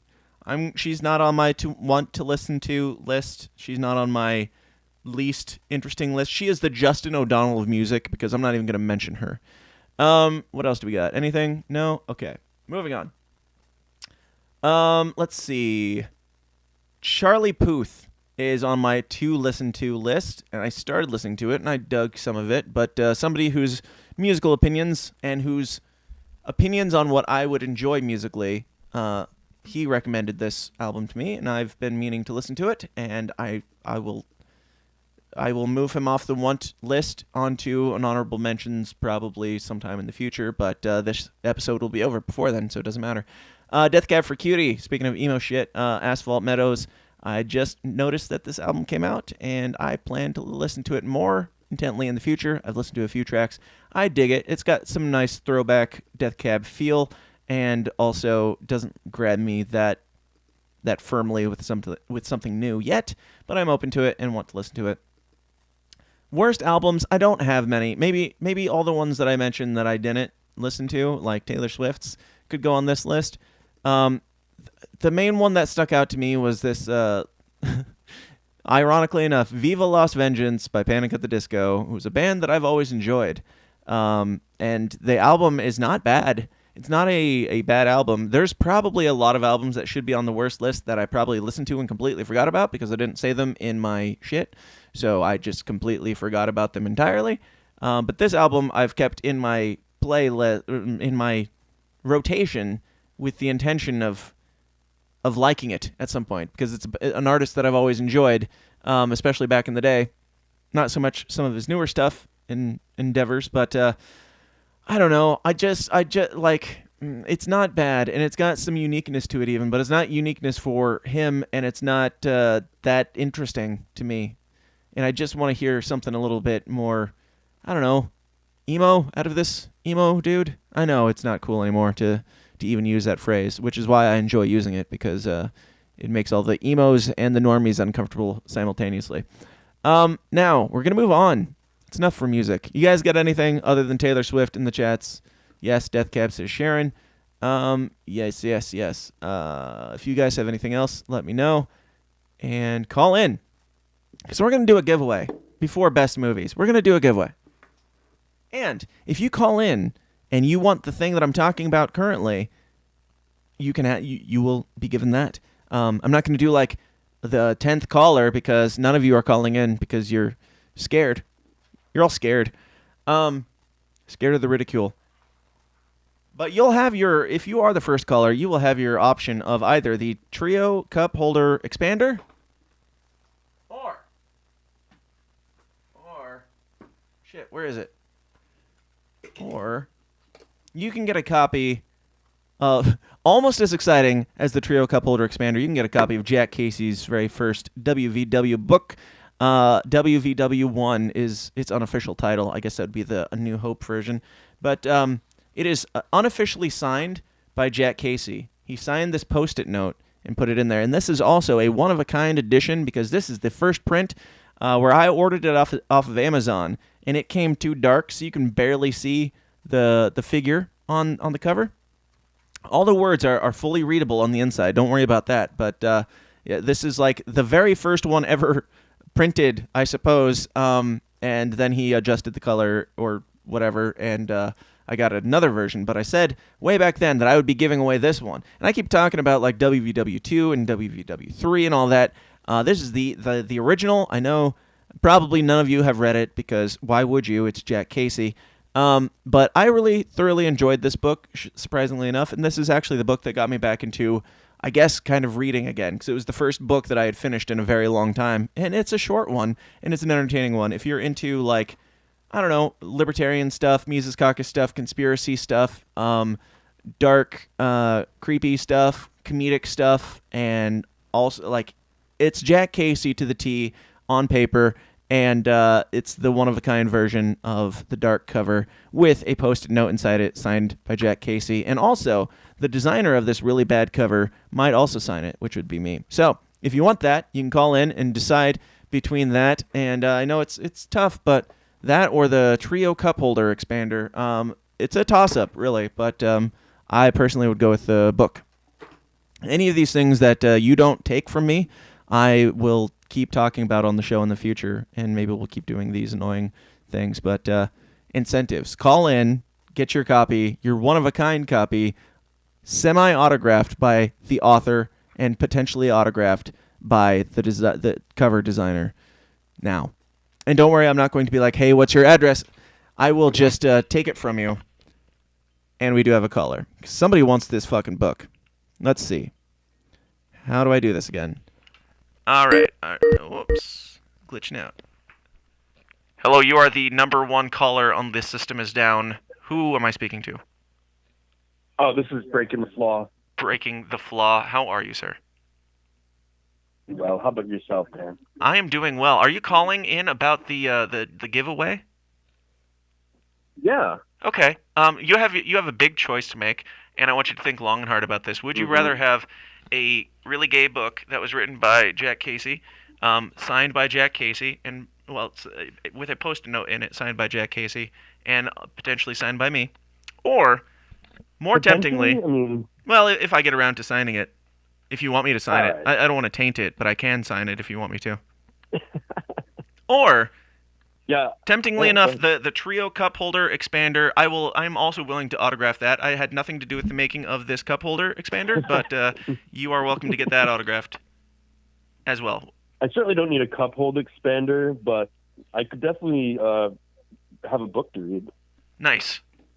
Well, Breaking the Flaw, would you like me to write a special note in it to you and sign it before I send it, or would you rather that would be lovely. It be the untainted version? Lovely. I'm not sure if it increases or decreases the value. Taint it. I want you to taint it all the way. Oh shit, there's gonna be some stains. Hey dude, just Can you do some illustrations in it? Oh, maybe I'll do the very one-of-a-kind version. I'll put little notes and pictures in the tabs, but.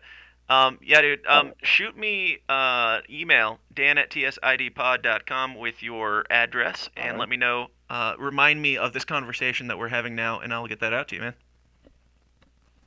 All right, thank you, Ben. Did you have anything else that you would like to say? Yourself. Anything about, your favorites and your least favorites of the year? Yeah, actually, a favorite book of mine is by one of your members in the chat, by Justin O'Donnell's 101 Reasons to Move to New Hampshire. And I'm wondering why you haven't moved to New Hampshire. God, I'm going to hang up on you. You we got a New Hampshire cult member. Guys, we got one. We found one. I'm not moving. Leave me alone. I live in the butthole of the country. I live in Illinois. It's like the worst, the absolute worst, and I still stay here. Do you think you can change my mind? Well, I don't know. Maybe if I give you another ride to Porkfest, I'll pick your brain about it. I'll see you in July or whenever that is. August? I don't know. Yeah, something like that. Cool, man. Well, shoot me that address and I'll get that out to you. Thanks for calling in. I appreciate it. All right, thank you, Dan. Yep, we'll see you this summer. Bye. All right, rad. Yeah, and I do know who that guy is. It didn't register with me. I remembered the name Breaking the Flaw, but I'm really bad at remembering names of even shows or people, no matter how many things they've done for me. But, dude, shoot that out, and everybody go check out Breaking the Flaw. It's great. I've caught some of his videos, and I've enjoyed them. He's also the dude that got, I believe, arrested for the whole situation with Don Bolduc up there in New Hampshire. I mean, as far as libertarian New Hampshire cult members go, he's one of the okay ones. Let's say that. But yeah, shoot me your address, and we will be in touch. Now, let's talk about other things. Enough with the music. Let's talk about movies. We are at 1 hour and 20 minutes. Well, this has to happen one way or another, no matter how long it takes. Sharon in the comments says, "Cult, cult, cult." Justin O'Donnell says, "Ha, ha, ha." Yeah. Yep. I mean, I got all those vibes from that guy. So, best movie. This brings us to best movies of the year. Some of these were surprises. So, you won't believe number one. Actually, you might not believe number one. I was kind of surprised about number one myself, but we will start. I think there's, I don't know, here in the tops, we've got 1, 2, 3, 4, 5, 6. So we'll do the top 6, and then I've got a few worsts and a few want-to-sees, and then we'll move on to TV shows, books, and ads. Yes, we're getting through all these today. Bear with me and let me know your own things. Again, this book is already taken. You missed out because whatever, you're like not a go-getter. You're not very you don't see things in life that you want. You don't see, your eyes aren't on the prize all the time, and you're scared to call in because you think that I'm going to be a jerk to you. I am. Just know that, and it's because I love you. Now, we do still have the Trio Cup Holder Expander. If anybody wants that, again, it goes. It looks like, judging by the price tag, it looks like it goes for about $8 at the Dollar General. So I will probably be spending more to ship it to you than whoever got it spent on it initially. But it will also be autographed if you so choose, and it will be a historic keepsake that you can pass on to your kids and your grandkids for generations. Best movies of the year. We will start with number 6, 7, 6, something like that. Werewolf by Night. There's a couple Marvel ones on here that made the list. Werewolf by Night is one, and just like with music, I've got to see something new and unique for it to really grab me. I still haven't even watched Spider-Man, the new one, the No Way Home, I think it's called. I still haven't even watched that. I know it's all the rave. It's like today's Avengers Endgame or whatever, and it's the one that you absolutely have to watch if you give a shit about these. I don't really give a shit about these. I'm going to be honest. I'm looking for a good movie. I don't care about the characters. I don't care about... I do within the context of that film, but I don't care about the expanded universe. I don't care about all the history. If you do, great. I'm not trashing it or dogging on it or anything. You're passionate about that. I'm more into the Star Wars shit, which we'll talk about some of that here as well, obviously. But... yes, if you like, if you're into the Marvel stuff, good. I'm just not. And so for me to really care, I have to, understand what I'm watching and why it matters, and it has to be kind of weird and unique and grab me in a way. Werewolf by Night did that for me because it's it was obviously it's like a TV special, basically, is I think what they called it. But it's like a horror film in black and white, and it's all old-timey feel. But it's pretty weird, pretty different. Very small concept of these elites are fighting over a thing so that they can become the most elite thing because the most elite person died, and now they're fighting over this thing to become the next leader of the elites or something. That's my best recollection of this movie that I watched once. And I found it to be weird and entertaining and just a fun change of pace around the Halloween time. To have something that's not like a straight-up horror movie, but it's got some dark shit to it. And I liked it. I don't know. This one might be tied with Werewolf by Night. It's Doctor Strange Multiverse of Madness, and this is, I think, the only other Marvel one on the best list. But Doctor Strange Multiverse of Madness, I know it gets a bad rap because it doesn't make sense, and I know it doesn't make sense, and I know some of it's corny, and some of it's cheesy, and some of it's bullshit. I know it's not a great movie. But also, I was entertained as shit. I enjoyed the hell out of it. Just the Sam Raimi-ness of it and the weirdness of it. And, I didn't care about Doctor Strange all that much. I think I watched the first one only a week before I watched this one because I was wanting to watch this one since it seemed kind of darker and weirder. I was like, I need to have some context here. So I watched the first one. Then the next week I watched this one. And I was just, I don't know. I was blown away by just the weirdness of it. And I could critique the shit out of it also. Because it's not a good movie, but it's entertaining as shit. I never thought that I would see Sam Raimi's depiction of Benedict Cumberbatch's Doctor Strange in zombie form leading a horde of demons. Just that weird stuff. I like that. And I don't care if it also comes with, side chick that's, shooting stars out of her chest or something. Just some of the lamest stuff I've ever seen in any movie, much less a Marvel movie, and the bar was low. Really bad stuff is in this movie. And also some really cool stuff is in this movie. So I'm putting it on there because I enjoyed it. Just watched last night. This is number 5 or 4. I don't know. Guillermo del Toro's Pinocchio. It's on Netflix now. I wanted to go see it in theaters. Kind of glad I didn't because it wasn't amazing. I take that back. It was amazing.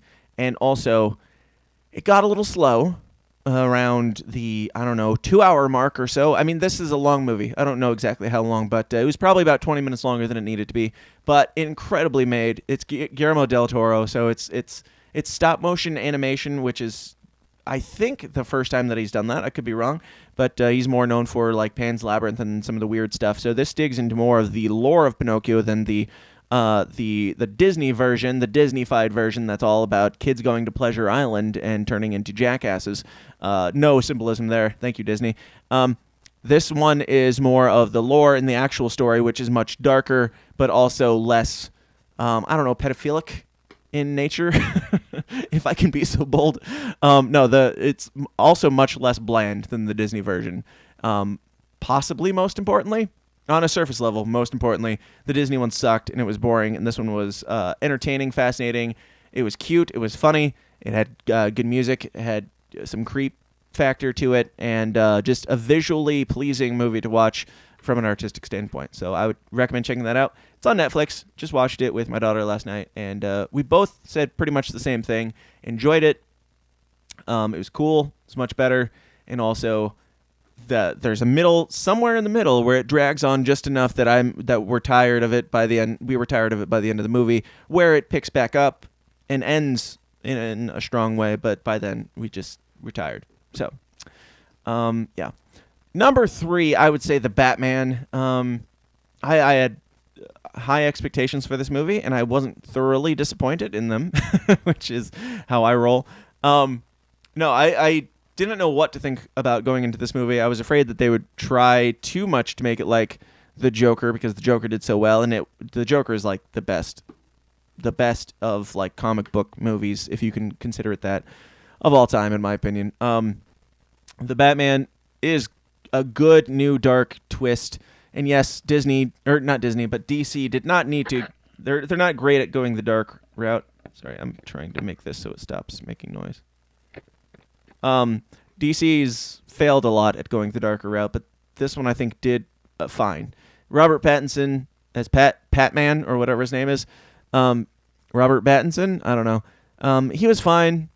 I don't know. This movie, it's one of those that I'm like, yeah, I'd watch it again. Yeah, it was fun. Yeah, it was cool. Yeah, it had some interesting premises and some things that didn't make sense. And also, it got some undue praise, in my opinion. Great soundtrack, score, and all that. Very visually pleasing, very unique as far as the comic book world goes, in going the even more realistic route. So I liked it. I have some questions. I ranted about them on Twitter, and I do that usually when I'm watching movies. But yeah, it's good. I now own it on Blu-ray. Thank you, Black Friday, and I'll probably never take the cellophane off it. Number 2 and number 1 are going to be probably something that you weren't expecting. Maybe you were. I don't know. Slumberland was number 2. Watched this with my daughter about a month ago. Slumberland with what's his face, Aquaman, Jason Momoa. It's great. It's weird as crap, and it was fun, and it was cute, and good family-ish movie, like maybe teen movie, with fantasy stuff and just weird twists and a lot of fun humor and stuff, like the Canadian geese thing, joke, bit. I laughed my ass off. And I thought it was great. Just something out of the norm that's not like a franchise or whatever, and I didn't have a lot of expectation going into it, but we enjoyed that thoroughly. Somebody here? I'm hearing something. I think somebody's in my house. Oh well, that's their problem. Number 1 movie of the year I just watched yesterday also. And I didn't know anything about this movie. I didn't even know what the subject of this movie was. I knew that the premise of the movie was kind of about filmmaking and things like that. And so that intrigued me. And it was getting rave reviews, and it was by, what's his name? Steven Spielberg, who has been known to make a damn decent movie. The Fabelmans. Wow. It's my favorite movie of the year. I just watched it yesterday, and his ability to, I'm not going to spoil anything because it is like brand new, I think, or like a month old. I don't know when this movie came out. I knew nothing about this movie. I just saw like a thing that it was playing in one of the theaters locally, and I was like, I think I want to see that based on the very brief description. And so I pirated it and watched it while I was working on something. And I don't know, just his ability to show a lot, because I found out afterwards that this was about Steven Spielberg's life, and I kind of thought that it might be, but then I wasn't sure if it was about him or it was like more of a biopic about somebody else, because he uses a different name for the main character and all the characters. And it's finding out that it's about his life makes me appreciate it even more, because it's like a masterpiece in my opinion as far as like things that I've seen this year, which again, low bar. But the movie itself, he's telling his story, and knowing that, seeing the way that he shows the good and the bad, and there's no villain in this story. There's no like evil person who's trying to just do evil for evil's sake. It's very empathetic and very he does in an amazing way. He ties this whole story together about his upbringing and shows everybody in their worst and best and most authentically human lights, and I thought it was great. And a lot of the subject matter in like the kid's story and stuff I really connected with, and just lots of things. I don't know. I'm still processing this movie, and if you've seen it, let me know, because I don't know too many people who have seen this. I hadn't even heard of it. Dan is hearing voices in his head. Yes. That's why I stopped having a co-host on this podcast. I don't need them. I've got enough company right here. And here in the chats, drop your fake super chats if you got them. What else do we have to give away here? We do have a trio cup holder expander. Yeah, we'll save that. I think we just have one more. So if you want the trio cup holder expander, get on that now, and we might have one more thing here in the moments to come. Worst movies of the year. We'll go through these quickly. Disney's Pinocchio. We already talked about that. It was another Disney reboot where they made the thing again, but with live humans, and who cares? And it became even more creepy than the original, in not like a good way, but like you were probably on that plane way. Morbius was a movie that had an actor that I enjoy, who's a crazy person, but I had hopes for this one to be neat, and it was I didn't hate it. I didn't hate it as much as a lot of the internet did, but I also was like, yeah, I can see the complaints. There's some really glaringly bad complaints about this movie. Lightyear was gay, and that wasn't my biggest issue. It was that it was boring.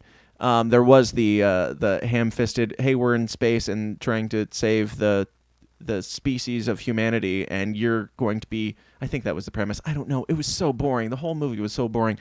But if you are trying to save the species or something, man, how selfish of you to be a lesbian. Am I right? Come on. That's just selfish. Unless you're... Never mind. The movie wasn't interesting at all. I don't care about the political stuff as much as I do make a fucking good movie. That's it. Now, want to see movies for the year, and I'm going to speed up because, good lord. Want to see movies of the year, as I already mentioned, Spider-Man No Way Home. I do like the premise of the whoring of the multiverse where you bring back the old movies since you still own the property or blah, blah, blah. I think that's neat. I would like to see how they pulled that off. I haven't cared enough so far to actually watch it, but yeah, whatever. If it was on Disney Plus, I probably would have watched it by now, but who cares? The Weird Al Yankovic story is like probably the top one actually for my to watch movies, because it seems like something that's right up my alley. Like kind of like, what's that one that James Franco did? The one about the room guy. Starts with a D, I think. What is it? It's about Tommy Wiseau. I don't remember. A Disaster Artist. That was another fave. Just freaking weird and well made and interesting in telling a story. I do want to see Weird because something about it seems weird enough for me.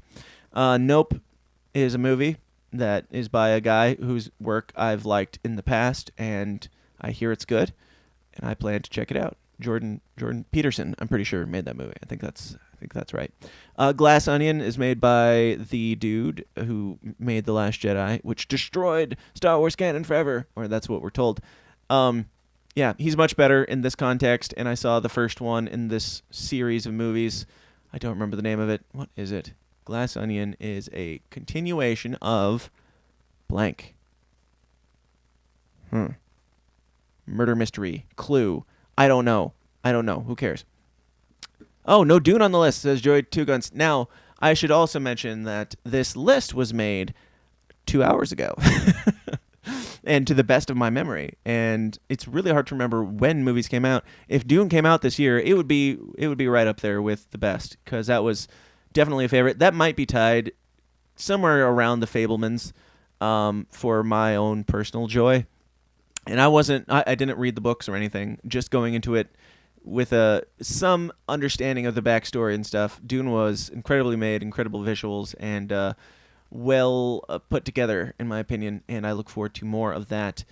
Maybe not as much as The Fabelmans. Maybe second to Fabelmans still, because Fabelmans is like, I don't know, there's something about the small story, personal drama stuff that I've always enjoyed. Just the, I don't know, autistic introspection of like a character study piece, and The Fabelmans is basically that with like an entire family. It's like there's kind of arcs and developments in all of them, and done in such a beautiful way. Glass Onion is a movie. We said that. Venom, I'm pretty sure that came out this year. The Carnage one, I might watch that someday. That is one that I want to see, and that's the extent of my knowledge on it. Let's see. Let's take some chats. What do we got in the chats? Chats. The Zotman says still haven't seen Nope. And to that I say... Nope. Knives Out. Yes. Thank you, Breaking the Flaw. Glass Onion is a continuation of Knives Out. It's Morbin time, says Joe the OP. Rad. Dune sucked balls, says Breaking the Flaw. Dune sucked balls. Well, you didn't sign a contract for this book that you just bought, and you might get it. You might not. I'm just kidding. I don't care. I can see why. So, like, honestly, I can see why some people hated Dune. Like, it's slow, and it's dark and brooding and dry and stuff. It's not like an action flick by any stretch of the imagination, but something about it I really enjoyed, and I would have to go back and rewatch it to really put my finger on what exactly it was that I enjoyed about it. But now we're going to move on to best TV shows. So we'll go through these quickly. Ink Master reboot happened this year with the dude from Good Charlotte instead of or along with dude from Jane's Addiction. What's his name? Dave something. Dave Batista? Not really. I don't remember his name, but yeah, the old guy Dave came in every now and then with a obviously pre-recorded message to say, "Hey guys, I'm here, and remember that I'm one reason why you used to like this." And all the judges are different. Everything's different in that department. But we've got Good Charlotte guy instead of Jane's Addiction guy. And I don't know. This show has always made my list, like pretty much every year that we've done this, because I just enjoy the work. I enjoy watching the work. I don't care about the drama. I mean, sometimes the drama is faked, well, but it's always fake. Just to some degree, I'm sure. I can't do reality TV because I can't take The Matrix for what it is. I see through it, and I'm just like, yeah, that was scripted, or that side thing, or like when you stepped away to have, or when you got that shot of them talking into the camera, and it's in the middle, it's them talking about what they're currently experiencing while they're getting a back tattoo that's going to last 16 hours. I don't think it really happened that way, and it bugs me. The little things in like the editing and stuff where I'm like, that's impossible. Just go ask them the question. Whatever. I like the show just because of the artwork, and I think it's entertaining. But that's why it's at the very bottom of my bests. I've got a 3-way tie for let me see how many we got here. 1, 2, 3, 4, 5, 6, 7. So Ink Master was 7, tied for 6. I'm just going to throw all these into the same category, and there's going to be some things that probably piss some people off that are going to beat these.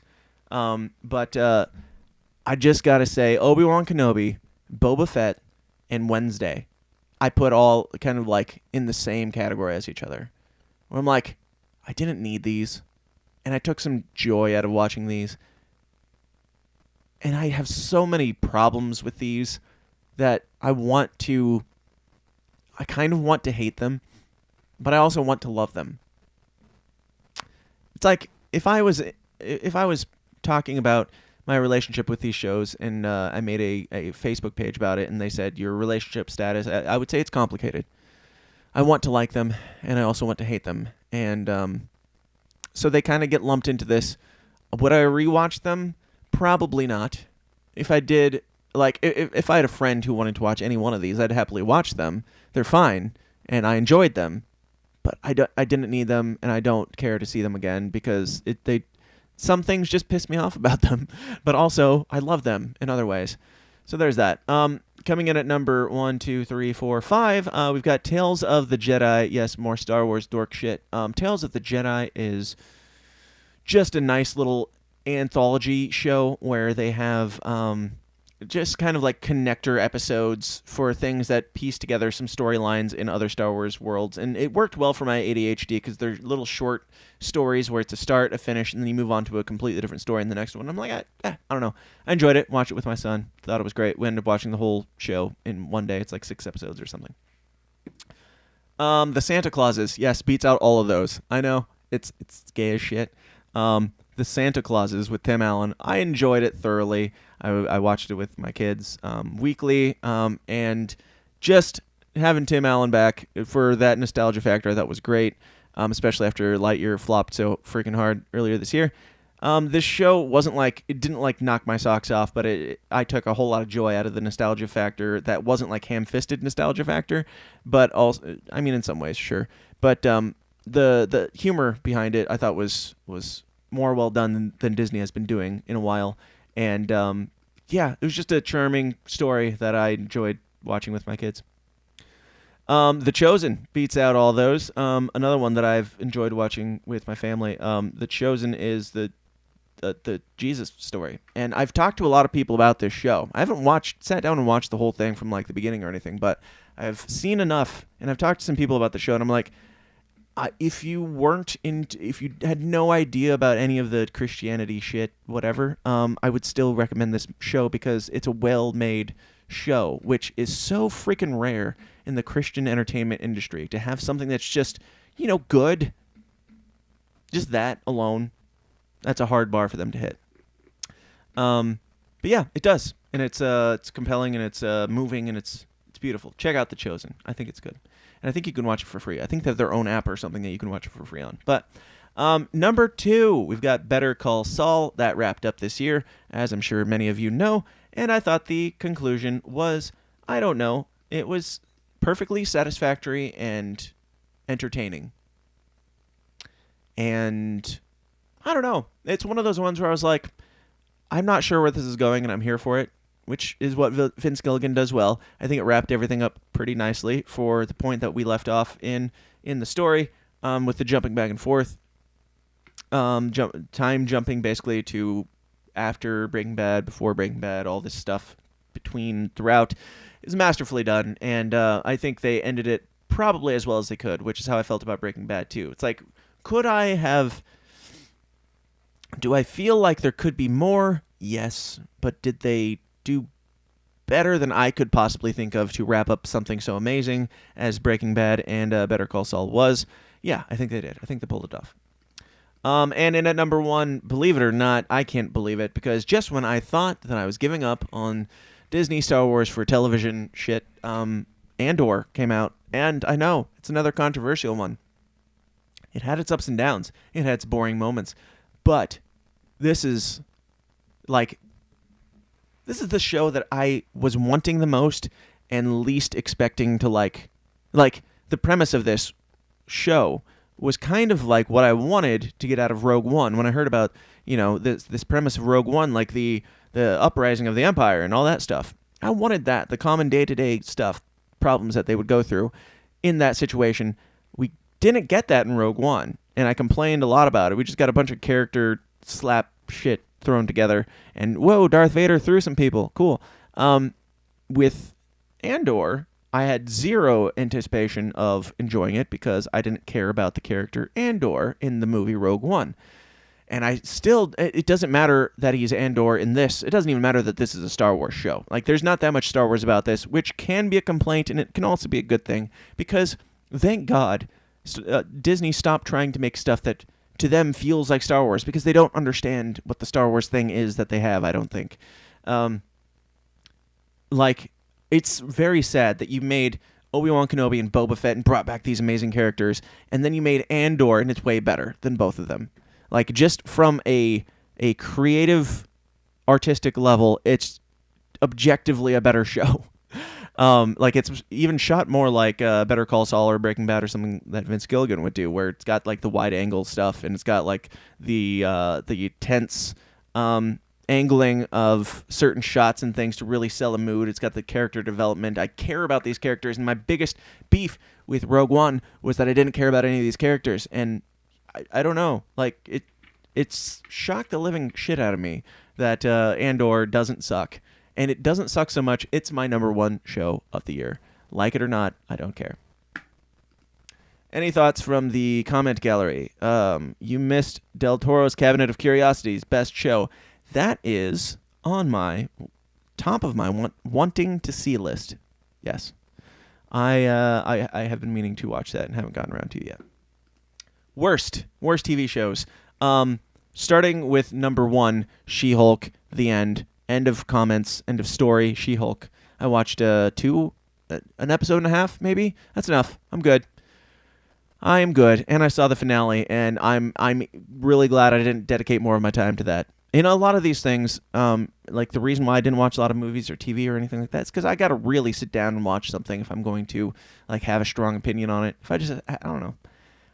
I don't know. Like, I don't take a lot of time to sit down and do that. And I tried to a little bit for She-Hulk, and I'm like, nope, not finishing that. Nope, not doing it. Now, for shows that I want to see, yes, Cabinet of Curiosities comes in at number 1. Some of these want-to-sees are not necessarily in any particular order, but Cabinet of Curiosities, number 1. Number 2 is Dahmer, just because I've heard good things and horrifyingly uncomfortable things that I just kind of want to see how they do the things, you know.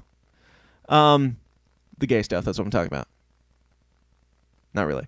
No, the I don't know, the whole cannibalism thing, and the horror stuff, and the stuff that leaves you mentally scarred for the rest of your life. That's what I'm into. Number 3 is that one show that C.D. McRae talked about that one time in something. C.D., if you're listening in the future or now, which I don't think you are now, or if somebody knows CD, ask her to remind me what the name of that show was. That's on Netflix, I think, because it sounds good, and that's all I remember about it. And number 4, the Pentaveret, I think is how you pronounce that.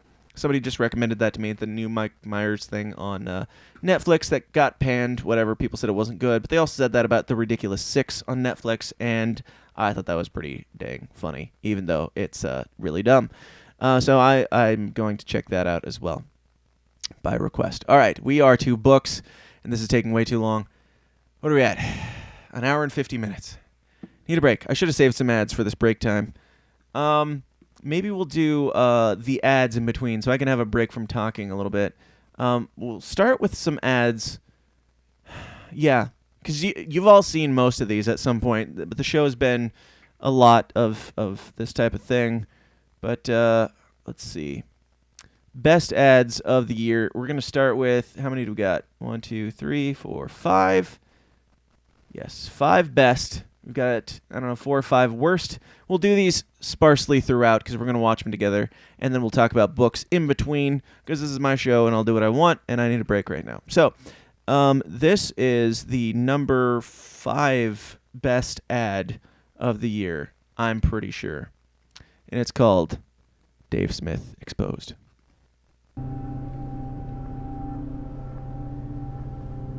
I have to focus on who I respond to, so it's only blue check marks and anyone who calls me a Nazi. You call me a Nazi one time, I'll come on your podcast. Nazi. And we can. All right, let's do it. You gave me your email address, you never responded. Now I'm calling you a coward. That's buddy. Said I'd come on your show, and I will come on your show. Give me a date and a time right now, and I will be there. right now.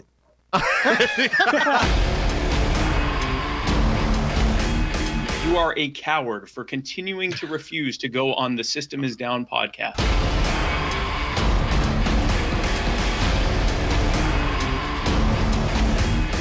Until Dan, you do, if you're I don't listening, think we can. I will never go on your podcast now.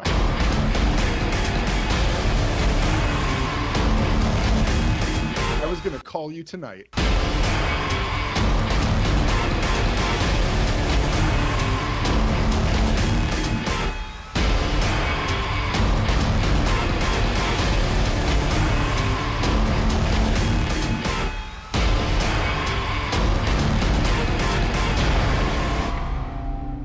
You are fat and stupid. Nice.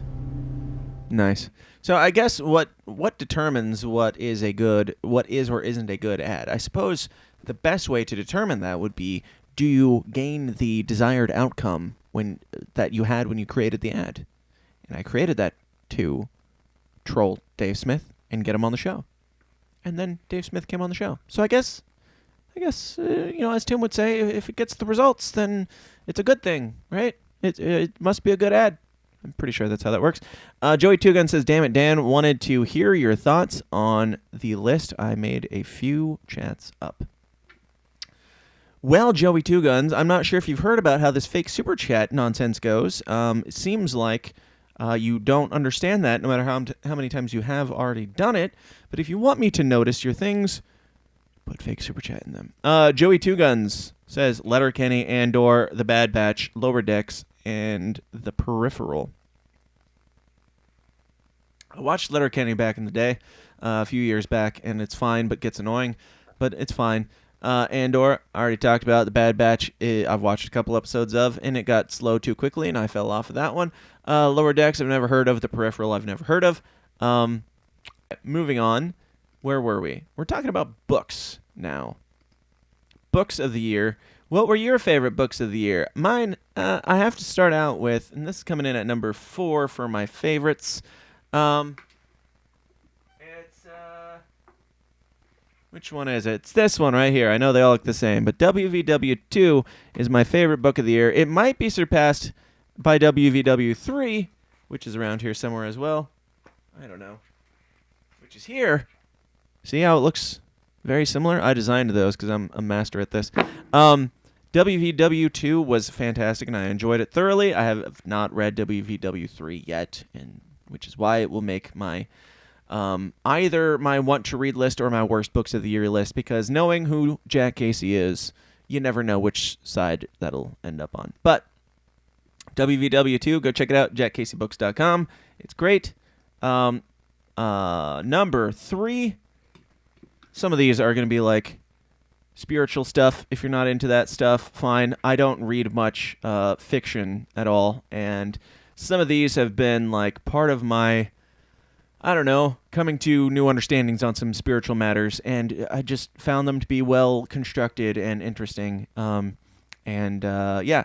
First one in that department, not that this is a separate category, but book number 3 is Blessed Are the Misfits by Brant Hansen. It's written by a dude who's like autistic, dry, funny dude who's just trying to explain how his brain works differently and how to, I don't know, come to grips with some things spiritually that are much more difficult for people of the, I guess, libertarian autistic persuasion at times. And I found it to be helpful, personally. My number 2 reading of the year would be the Bible. Yes, it's not the number 1. I don't care if that is the not good, not the right church answer for somebody to say, but it was number 2. You know, I've dug into some of it in the past, and I have different appreciation and understanding for some of it today, and I do read it much more regularly than I have in my life, but still not the number 1. Sorry. Step it up, Jesus. Get it together. Get your shit together. Number 1 is probably no surprise, Death to Deconstruction by Josh Porter. That one, I don't know. I've talked about it a lot on the show already, obviously, and I had Josh on the show. But, yeah, just something about this book it's not. I'm not saying that it will like change your life necessarily or anything, but something about where I was in life and a lot of the things that were going on, and some of his upbringing story, his origin story, and my origin story, and just the way that he is an artist in crafting this book really spoke to me in a completely different way than a book has probably in my entire life. And so I'm not saying it'll change your life or your mind or anything like that. I'm just saying it did for me. And I'm willing to give you a copy of it right now if you call in at 309-716-3818. It might change your life, but no guarantees. Death to Deconstruction by Joshua S. Porter. I've bought this book like 8 to 10 times for different people this year. I know I'm that guy that goes around handing out Mises pamphlets or something. It's really annoying, and or buys like Anatomy of the State for his family on Christmas or something. I didn't do that. I had to have somebody... I've talked about it to people, and if they expressed interest, then I would buy it for them. Not like, here's Anatomy of the State, now go read this textbook, and it will change your life forever. No. If you want this, great. If you're not interested in that Jesus shit, I totally get that, and I was there about 6 months ago. So, I thought it was great. I think it's a great book, and I highly recommend it, just from an artistic standpoint, from an autistic standpoint, and from, I don't know, it's just an amazing tale, and his perspective on the whole Jesus thing. I think it's definitely worth a read and recommend it to everybody. And you can have a copy right now if you call in at 309-716-3818. And I'll even sign Josh's book for you because I don't care. I had nothing to do with the creation of this book, but I bought you a copy for Christmas, and I would like to give it to you, but you're going to have to call in. Moving on. We've got time. I know there's a delay. Honorable mentions, The Ragamuffin Gospel by Brendan Manning has been another spiritual one that it's a little bit slower. It's a little bit of a slower read, and not...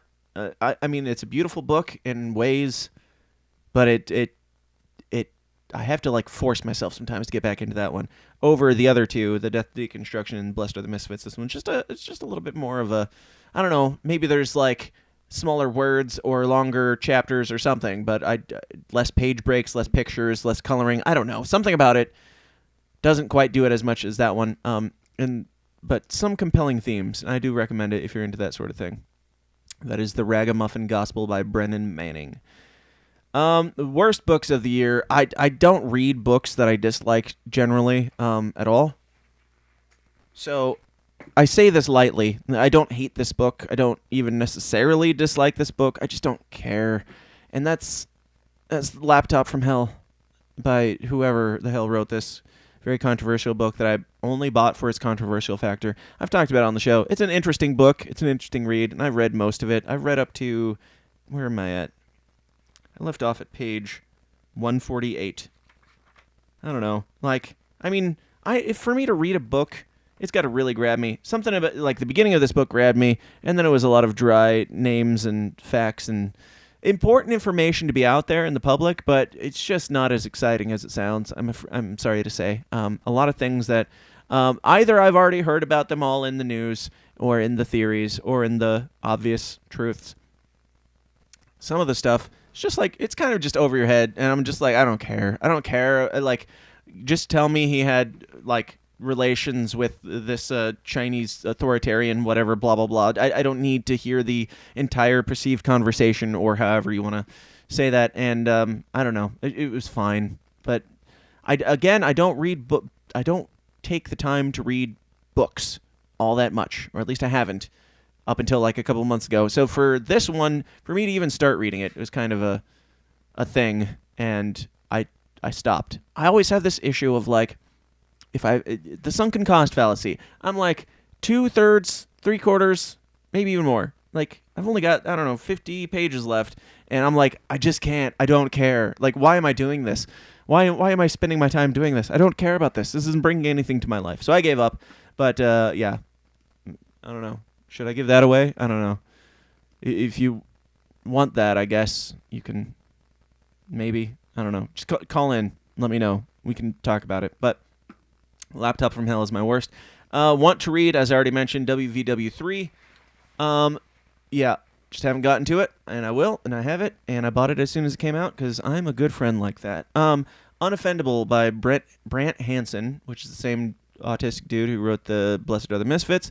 Also, The Men We Need by the same guy. I have those on my ordered list, and I will be reading them soon. And more tales to come from that. Now, that is pretty much all the books.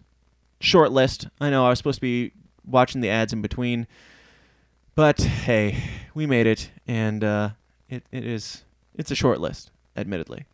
I don't read a lot, or I didn't read a lot. Let's see. Anybody in the chat's got anything? Anybody want a book? You got to call in. You got to man up and do it. Sharon says, fake super inquiry. Wow, that's new. We talk about the love of wine. I don't see a monthly subscription to a wine club. Sharon, I'm sorry, but nobody here talks about the love of wine except for you. I talk about your love of wine. That comes up a lot. But I don't talk about my love of wine. I don't remember the last time I drank wine. You've been here for the last 2 hours drinking wine, and good on you. No judgment or anything, but don't pull us into your Alcoholics Anonymous public chat here. This is on you. We don't all have a love of wine. Enjoy your wine. Jesus enjoyed wine, it seemed. They don't like to talk about that one. I mean, if you know of a wine club that wants to sponsor the show, I would be more than happy to start that up. I do enjoy wine. I haven't drank it in a long time. I used to drink it back when my wife drank more, or when she drank. She doesn't drink alcohol anymore, but she would buy the wine, and I would drink the wine. But I've never been a big wine drinker. If I'm going to drink something, it's probably an IPA, because I don't drink a ton. So if I'm going to, it's going to be something that I actually want to. Now let's get back to some ads. Let's take some more ads here, and feel free to call in at any time. You can interrupt the ads; it's perfectly fine. You can get your copy of Death Deconstruction by Joshua Porter, which is my favorite book of the year, at any point while we watch these. But coming in at number, 4 favorite ads is, of course, War is Gay by Jeremy Kaufman. Picture this. Innocent people in the Middle East. They're having dinner. A bomb is dropped on their house, and they're all killed. What's the problem with this? It's being done by white men. I am Jeremy Kaufman, the Chief Diversity Officer at Halliburton and candidate for United States Senate. It is time to diversify the murderous military-industrial complex. We need to make the nukes gay. And that's why I'm running for office. Like my fellow Democrats and Republicans, I will support every war. I will support stealing billions of dollars from Americans to kill innocent people, but we are gonna make it so gay. It will go down in the history books. We will say never have so many genders and so many races killed innocent people. Let's bomb Yemen, but let's make sure a rainbow of skin colors are dropping those bombs. These are gonna be the gayest transist murders the United States has ever performed. That's what I stand for as the Chief Diversity Officer at Halliburton, and that's what I'll do once elected to the United States Senate. I'm Jeremy Kaufman, and I'm gay for this message.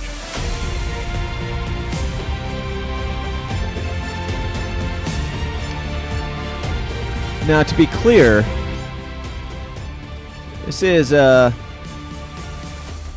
serious. The ads department is kind of a fickle one.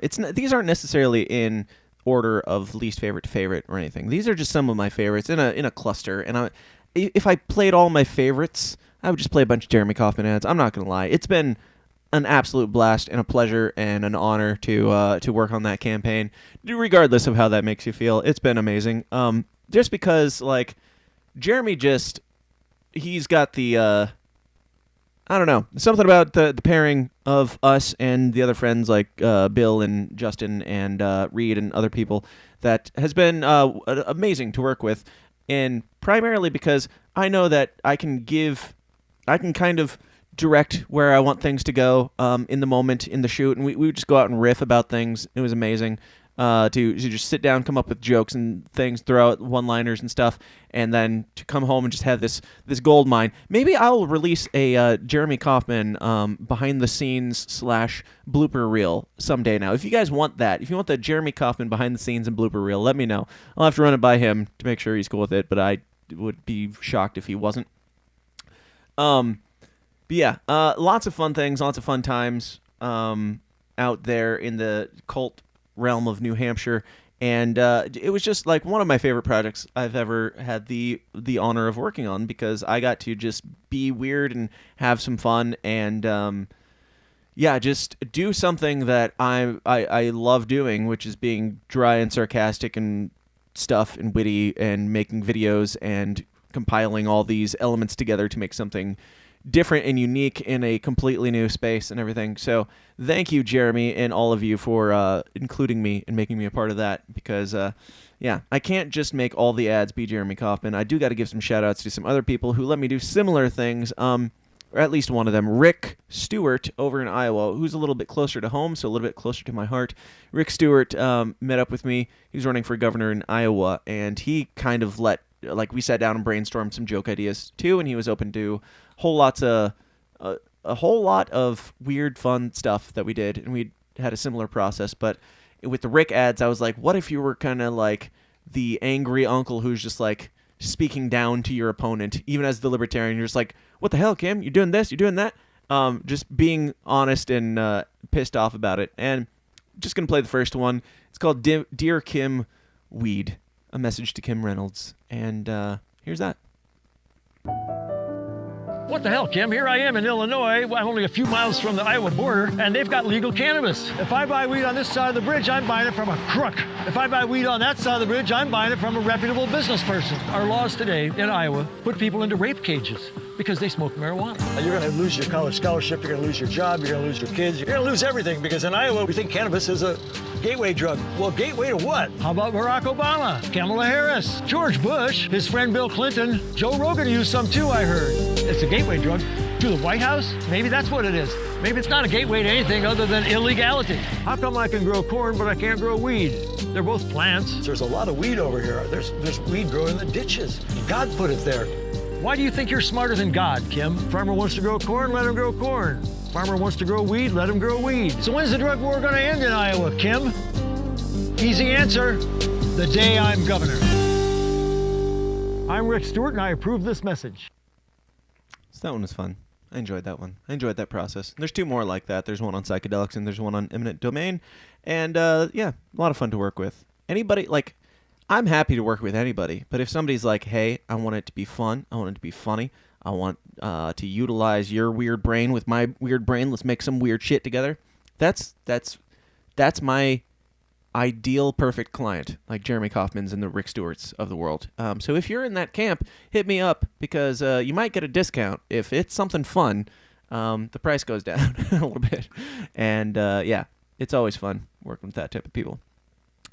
Let's check the chats. We've got a couple more ads that we'll get to. And yeah, we are over even the 2-hour allotment, but there's not going to be an after party today. I'm not going to make you pay me to hear about the things I like. We'll just keep it going here for a bit longer. So you still have time. Call in if you want to book. There is no expense here. All it requires is you calling in and growing a pair and, you know, utilizing it. And if you're listening to this in the future and nobody called in by the end of this, just know that you wasted your day not getting a free book and working at your normie job. Now, let me see. Breaking the Flaw says, I hope my ad... Hold on, I can't see that. I hope my ad is on the list. Dan, you should play How to Stack Silver by Local Silver Mint. You'll love it. No. I'm giving you a free book. Quit your bitching. You promote your shit however you want. No, I'll check it out, but I've got enough here and we're already going long. I'll check it out after. And yeah, happy to play it in the future if I dig it. If you don't see it in the future, I didn't dig it. It's just life. Jojo would pay full cost. Jojo would pay double cost at this point. Yeah, that's enough. Anything else? Any fake soups? Fake soups? No fake soups? All right, moving on then. This brings me to the number 2 video, which could also be the number 1 ad of the year. Probably tied for number 1 because it is one of my favorites. But there is one above this that will always hold a special place in my heart. But this one does too, in a completely different way. So after all the Jeremy Kaufman crazy ads, like the climate change one and the war is gay one and the Massachusetts border one and all those fun things, the lizard person one, all those incredible times that I had making those. This happened, and I feel like it's amazing in a completely different way, and it's also for the Jeremy Kaufman campaign. This is, I think this was the last one that we officially put out. There are 3 videos. I'm just going to say, there are 3 videos for Jeremy Kaufman's campaign that were never released. And I'm not going to release them without Jeremy's approval, but there were 3 videos and lots of bloopers and everything. Lots of behind-the-scenes stuff that I will take the time to compile and put together and release in some package and manner. And it will require him approving. So go out there and harass him as well today. But this is, I think, the last one that we put out for this campaign. And I think I like it about the same amount in a completely different way as War is Gay. This is War is Retarded. 6 months ago, I put out a satirical ad saying that war is gay. I'm here to tell you the truth. War is retarded. It's retarded. We're not supposed to say that word, but this is exactly why we need to say it. Because if you support war, you are a retard. We have done this before. This isn't new.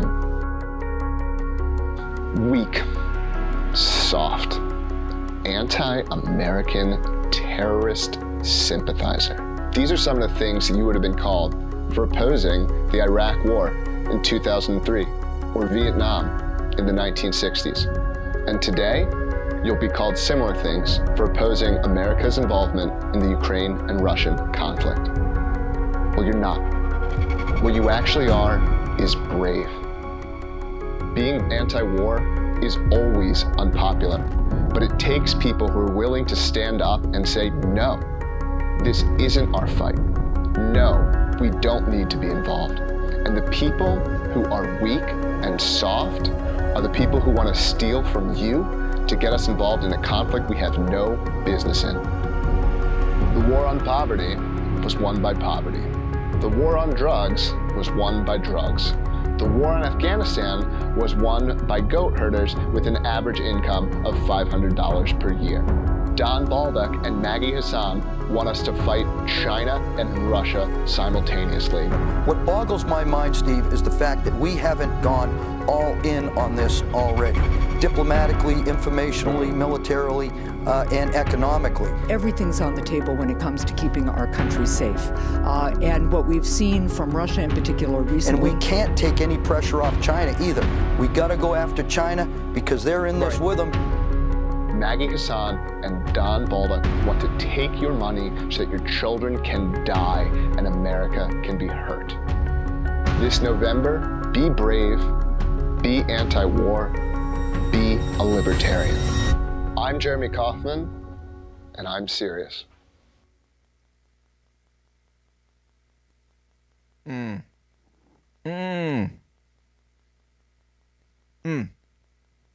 Set the precedent. Set the stage. You pull the rug out. Go serious. Oh, I also loved if you missed it, go check out the thing that we did at PorkFest. It's like a 20-minute long. It was supposed to be an ad. Jeremy Kaufman came up to me and texted me while I was at PorkFest. I'm just running around shooting all the stuff, and he's like, "Hey, Robbie Bernstein's here. Let's do a quick ad with him. Just throw out some jokes and stuff." Didn't have a plan. Got together, sat down, expecting this to be a short ad. 4 hours later of riding around on the back of a golf cart in the baking hot sun, all hunched over a camera, like just loving every minute of this misery because that's the thing that I take joy in. And then this 2-minute ad turned into basically a 20-minute sitcom pilot episode. And when I sent it to them, I was like, I don't know what happened. Maybe I misunderstood the assignment, but This is what this was supposed to be, and I'm not sure why. Go check that out. What is it called? I think it's just called Cops, or Cops Rule, or something like that.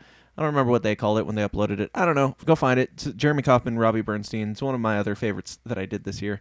But it's been a hella fun year for the ad space, and for just coming into a point where I feel like I have something to contribute, and not just like making something that's flashy and cool, but like actually getting to add the level of dry, sarcastic, comedic elements to the thing that I enjoy even more than the flashy fun shit, which is what we're gonna watch for this. Like, again, all these could be tied for first. Maybe not Rick Stewart. I love you, Rick, but as far as like places in my heart, these all tie for first. And this last one here is always going to hold a special place in my heart, because it was the first time, and hopefully not the last time, that I had the honor of being, and the privilege of being asked to make a video. I mean, with all the videos that I've made in the past for like Vermin Supreme and Spike Cohn and Joe Jorgensen, I mean, there's the highs and lows in all of those, and not Spike. Spike's always great. But there's the highs and lows in all of those, and Jeremy Kaufman and everything. There will never be a request that I have been quicker to respond to than, would you like to make a video with the subject matter being Dave Smith and Ron Paul?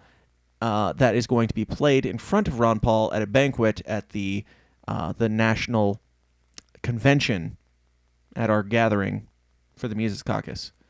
I've never said yes quicker in my life, I don't think, and there will never be a request that I will say yes more quickly to than that one. Jeremy Kaufman, in a completely different way, I'll always say yes. Spike, yes, obviously. But there's something special about just the opportunity to have this video dropped in my lap, or this creation opportunity dropped in my lap, and to have it premiere at a large libertarian event, the largest probably of the year, and have it premiere to Ron Paul at the same time as everybody else. So here is my probably favorite video of the year that I've done. The Revolution Continues for the Mises Caucus. Here we go.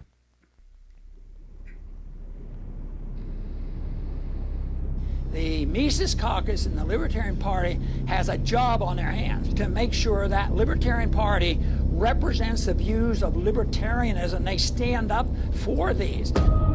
Libertarians are the inheritors of an exceptionally venerable tradition of ideas that is noble and beautiful. And that carries with it a grave responsibility. We must be true to that inheritance. Enough putting people to sleep already. It's time we finally woke them up. The people know about it. They're awakening to this. They're listening to this message. It's up to us to do something about it. People crave authenticity. If you're going to get involved, this is serious, you better have some fun. This caucus is 3 years old, and it is the force in the Libertarian Party today. I sort of have to chuckle when they describe you and me as being dangerous. Not going to let the people who apologize for our torturers tell me they're offended by my joke. You have a right to do things that are very controversial. You're not up there trying to crack silly jokes. You're up there sending a message. This is who we are. We are the Ron Paul Army. That's who we are. We are dangerous to the status quo. We are in the business of ending genocide. End the lockdowns, end the wars, end. There is no force on this earth powerful enough to stop an idea whose time has come. We weren't here to fight with other libertarians. We're here for the revolution. Freedom is popular, don't you know that?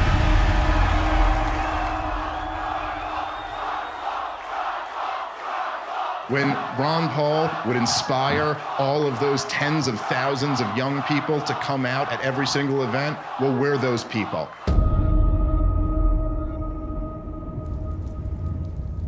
So, to all of those people, all those very delightfully autistic people in the Mises Caucus who think that I am still pissed off, or was ever pissed off at Dave Smith for not coming on my show, I'm not sure what it's going to take to change your mind, but that's my favorite video of the year.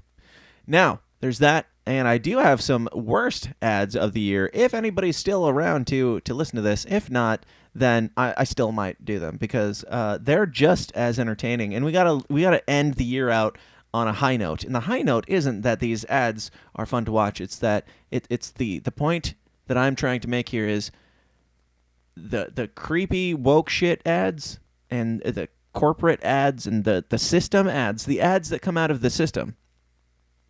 They're really bad. Like, really bad. Their propaganda works, and it's really bad. I'm not saying I'm amazing. I'm saying that you could be even better and do better. Like, find your passion and be passionate about it and throw everything in on it. But the people that are working in the other ways are making some really cringy stuff. But they make a lot of stuff, and they have much higher budgets. I have no budget, and a lot of my clients have no budget, and we make some stuff that turns heads. And I'm looking forward to moving into the next year and the future and beyond. I'm going to be speaking at a couple different conventions and things. I think I'm doing the Florida one. I think I'm doing maybe the Pennsylvania one. I don't want to speak out of turn here. I think there's 3 that I'm speaking at. I don't remember exactly what they are. Sorry if I forgot you. If you want me to speak at your convention about whatever, I give the best of what I know, which is just autistically analyzing what speaks to people and what moves people, and film and stuff like that tends to be the avenue, and the creative stuff. But yeah, if you want me to speak, hit me up. I'm down if I can make it work, and we can work out some deals and things because I also do video. I do video at some of these conventions. I don't know if you knew that. I do video, and there's some trade-offs that might happen if you want. If you want somebody to come speak about propaganda, I'm all about it. I'm all about the marketing for the movement and the message and the freedom aspect of all of it, and being the most authentic you that you can be, and utilizing that in order to move the needle on this stuff. I don't think it's just either politics or podcasts or either politics or whatever. I don't know. Like I'm very passionate about if there's something of value and something that is true and lovely in the world, then you should pursue that and be the most you about it, which means finding the thing that you're passionate about, wrapping those things together, putting them together in a way that it speaks to somebody else and brings value to somebody else's life, and yeah, really running with that. And I've had amazing opportunities to do that this year, and I look forward to doing that again next year, and hopefully meeting up with some of you guys at some of these conventions. So there's that, and also we're not going to watch all of these all the way through or anything, but I did want to make note of some of the worst, cringiest ads of this year, because we got to end on a funny note, not just a serious one. The first bad ad, and these are in no particular order necessarily, but the first bad ad comes, which is very recent, from a man you might have heard of called Roger Stone. A figure of President Donald Trump. There are 17 individual actual recordings of the president. They say, is Donald Trump an intellectual? Trust me, I'm like a smart person. For every one new regulation, 2 old regulations must be eliminated. This is really cool. It's almost like they're trying to do a spoof or a parody of themselves, and they're trying to be the Jeremy Kauffman of the Republican Party, I feel like, with some of these things. But my God, it's like, I don't know. Maybe it's my own personal flavor or whatever. Maybe I'm not boomer enough, but the jokes. If these are jokes, they don't land. If they're not jokes, then holy shit, what are you doing with your life? But continuing on. You can get yours at TrumpTalking.com. It is an amazing likeness of our 45th and 47th president. And if you went to Amazon right now to buy this, you'd pay north of $35. But by using promo code and coupon STONE, you get a huge price break. I urge you to go to TrumpTalking.com. There are also a number of other great products. Check out this Christmas card. I can do that without the light. We're going to start saying Merry Christmas. Stop. Merry Christmas. This guy's running for president. We can still get these to you. This is more cringy than, like, an outside perspective of the Vermin Supreme campaign. I'm, like, dead serious. Like, because Vermin Supreme, like I have my issues with some of his leanings or some of his beliefs now. I think he's generally a good dude, and I respect him a lot for all the time that he's put into his joke. This is like, I don't know.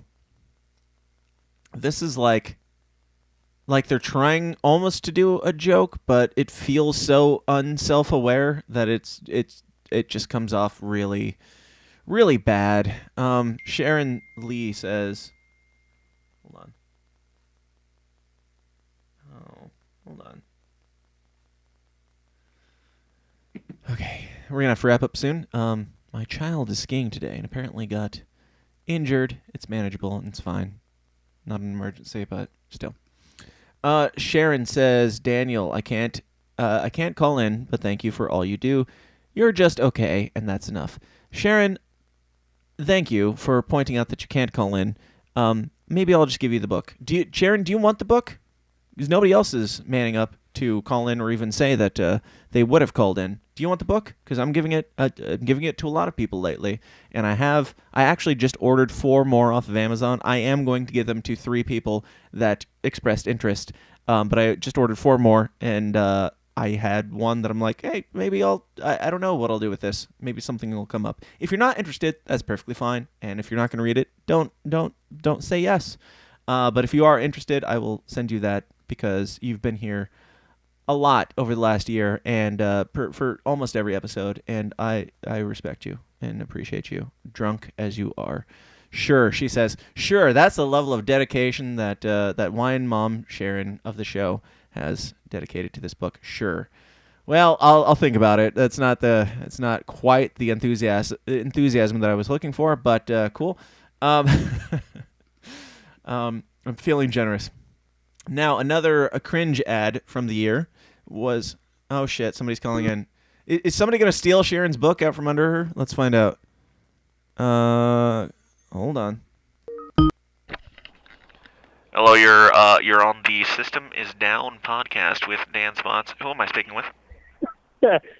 Hey, Dan, what's up? It's Sean. Sean. Card. How you doing, man? Sean? What's up, Sean? I know you. I met you at Porkfest, and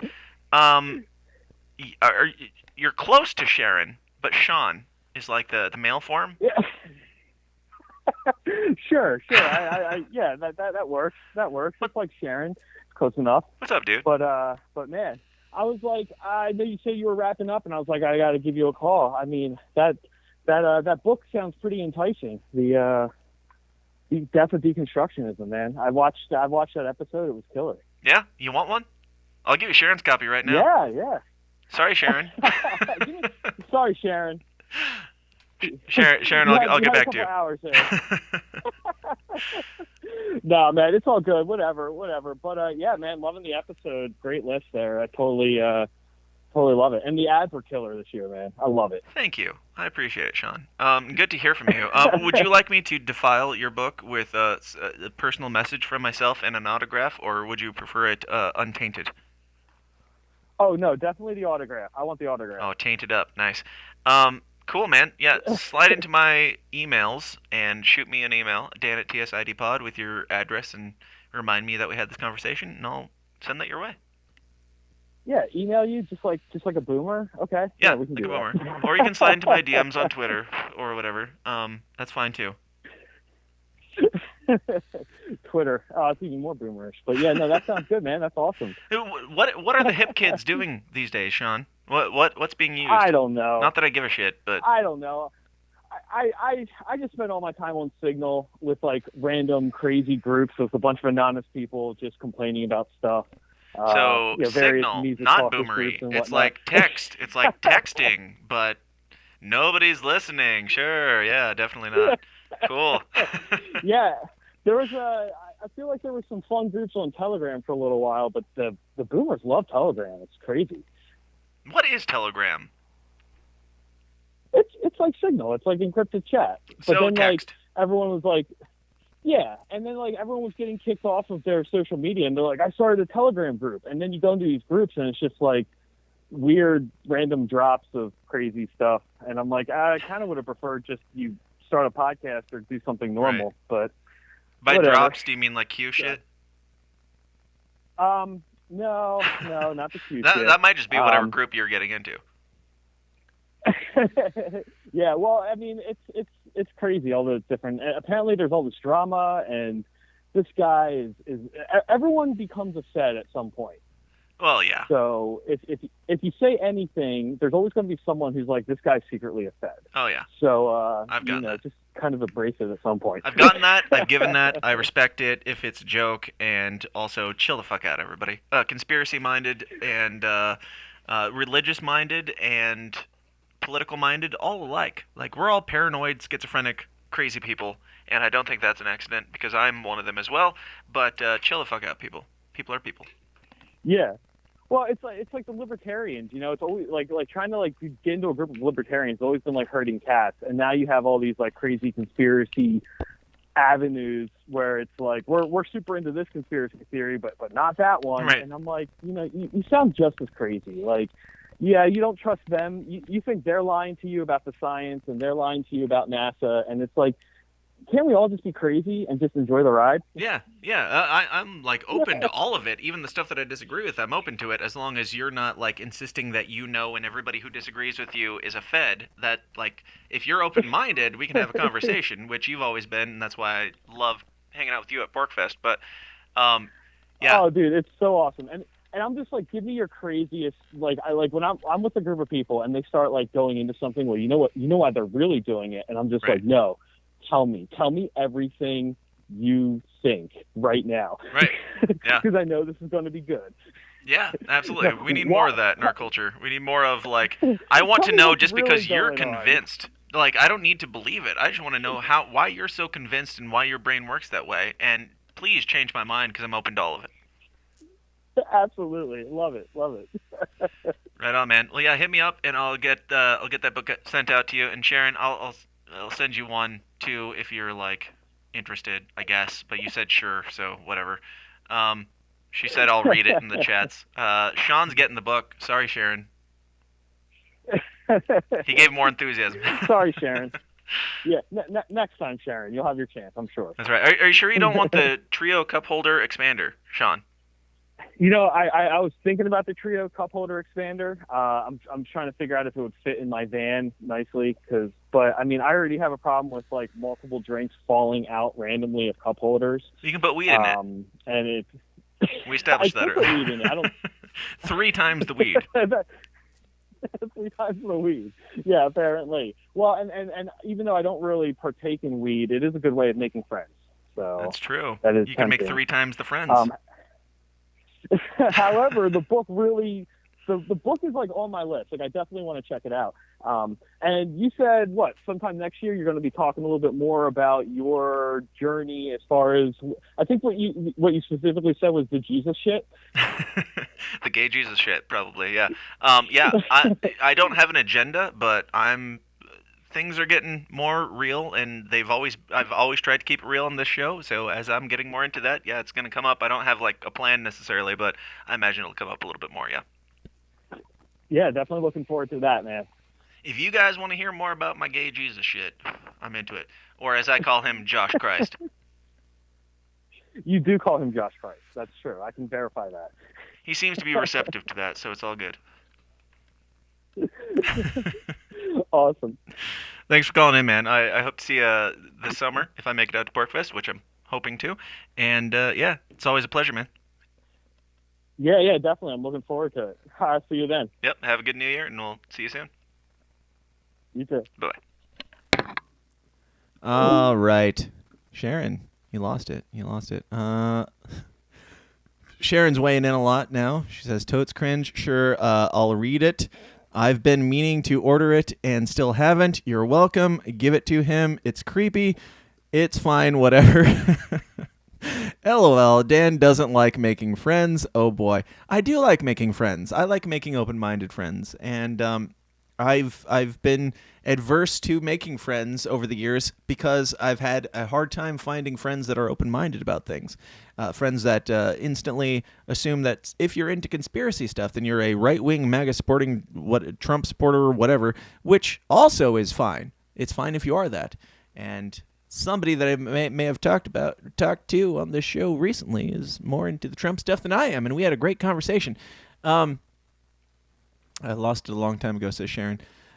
Yes, Sharon, I'll send you a copy. Don't worry about it. It might not have a nice letter written in it. It might. I don't know.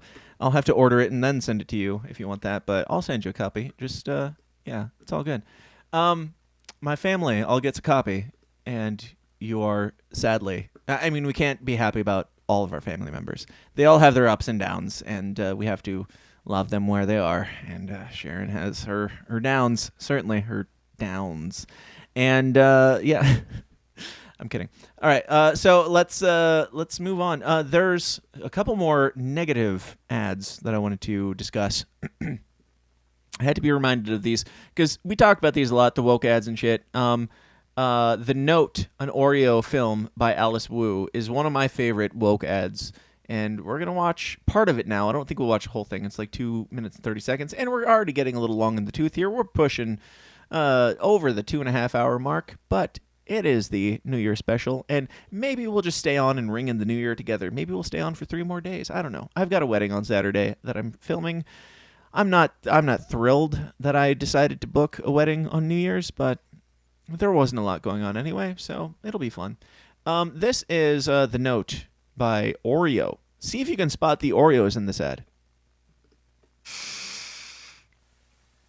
我们都是一家人。你们绕过半个地球来着。 Hold up. I'm going to have to read this stupid video. So while I get my brain ready to do that, Joey Two Gun says, fake super chat again. Sorry, geez, I missed your comment, apparently. Have you read Chaos by Tom O'Neill? If not, look it up. Can you maybe slide into my DMs and give me the abridged version? Because I have to, like, I kind of mentioned it before, I have to know that a book is going to go somewhere, and if it's not going somewhere, I'm going to bail real quick. Like with the laptop from Hell book, I bailed much too late, to the point where I was like, I kind of resent this book now just because I don't care. Give me the abridged version. If it piques my interest, I'm more than happy to check it out. And if it has a real-world application and challenges me, that's really what I'm looking for in a book. Like, it can't just be like, I don't know, like, it can't just be talking about spirituality or talking about politics or whatever. Like, it has to really have the weird element that challenges me and pulls me into it and gets me engaged. But I'm certainly open to it. If you guys have any recommendations, I would be happy to check that out. But if you could give me the abridged version, that might go a long way toward me putting it on my list or not. 就是想给我们 So this is a video. I'm not doing this again. We did this on the show already. This dude reads this long, or says this long thing, and he's like, it's all very dramatic about him coming out about his gender, or like his sexual orientation. He's gay, fine, and I don't know, some sort of Asian heritage, and the mom is shockingly accepting of it or something, and then somebody's coming in, and he gets up and, wait, did we miss it? Oh, there it is. There it is. That's the scene. That's the scene that lets you know that this is that tiny little product placement, even less product placement that's in like a Die Hard movie or something. Just there's Oreos there, and as the girl is running out, she grabs an Oreo, and I think it's like the grandma or somebody's coming in, and they're predicting that she's going to judge him for his orientation. But the sister, who plays no part in this short film at all, she grabs an Oreo and runs out. That's how you know that you should buy Oreos, because this guy who's stressing about this information, maybe it's his mom, I don't remember. Yes. So his mom knows, and some family members are coming in or something, and he's going to tell them, and he's all confident now. Coming out doesn't just happen once. Okay. Yes. And I've talked at length about this, and I'm like, damn, this is a decent short film, and I'm certainly not offended or taken aback by the story of this kid coming out to his grandma, and I can empathize with that. And also, what the fuck does this have to do with Oreos? Almost literally nothing. If it didn't have that one shot and then Oreos brand at the end with a rainbow, I would not have any idea what this is or why it is. I would probably appreciate it infinitely more. I would be perfectly fine with this as a short film about a guy who's stressed about an announcement that he has to give to his parents that won't understand, and then his grandma, and how his mom empathizes with him and she feels bad for him and stuff. Like, that's great. It's great. It's a great film. If you take the Oreos out of it. Like, it's like the Christian art world where it's like, I made a love song, like the South Park bit about Christian art, where it's like, I made a love song, then I put Jesus in it. It's like, well, it seems like you're in love with Jesus. Like, are you really trying to push the product at all? Part of me, a holistic part of me, is like, I'm glad that you're not like overbearing with pushing the product here, but you're still using this messaging to push the product. This art piece that could be a standalone thing on its own, you're using it in forcing Jesus, or in this case Oreos, into your thing and saying, see, it's an Oreos commercial, and because it has some things that you like and also Oreos, then that makes it an Oreos short film. And it's like, fuck you. I'm a capitalist, and I kind of respect it. I respect the playing of the game, and also I'm like, no, just this is really dumb. Now we missed one. Oh, there was also, maybe I don't have it pulled up here. There was also the Twix commercial for Halloween where the boy is in the little fairy dress. By that I mean like actual literal fairy dress, or like princess dress or something. And a witch comes to his house and says that I'm here to babysit you. And she basically kidnaps him and then like murders his friends or something. Look it up. It's out there. Just look up woke Twix Halloween commercial. It's quite astonishing. Has almost nothing to do with Twix, once again. It's just another woke commercial where they're trying to play to your sympathies and empathies and use you to sell you sugary shit that's going to kill you. Regardless of your feelings on the message of, hey, let a strange witch into your house that might murder your friends but will affirm your gender identity, the fact that Twix is using it to sell Twix bars makes it even stranger. As a short film, I could judge it on the merits of a short film about a witch breaking into a child's house and grooming him into going and getting in her van and then like murdering his bully friends or whatever. I could judge it on that merit in a completely different aspect. But when you throw in at the very end, hey, buy a Twix bar, I'm like, hey, I like capitalism and stuff, but no. just no. It's really, really bad. Now we have two more, and then we're gonna wrap up. We're gonna wrap up with some thoughts. I know we're going long. I don't know. Maybe the show is gonna be growing and evolving this year. I'm pretty sure, because I've got a lot of ideas. I've got a lot of friends in the works that I have some ideas with and different things. I don't know for sure. I don't want to make any announcements and have them not come through. I've done that enough in the history of this show. But the show is going nowhere, and it's going to get more real and shit over the next year. I don't want it to be longer, but if it needs to be longer, then fine. And if I think that there's things that are fun wrap-ups and fun hangouts, and there's even one person still watching, fine. I'm taking joy out of this. I hope you're doing the same.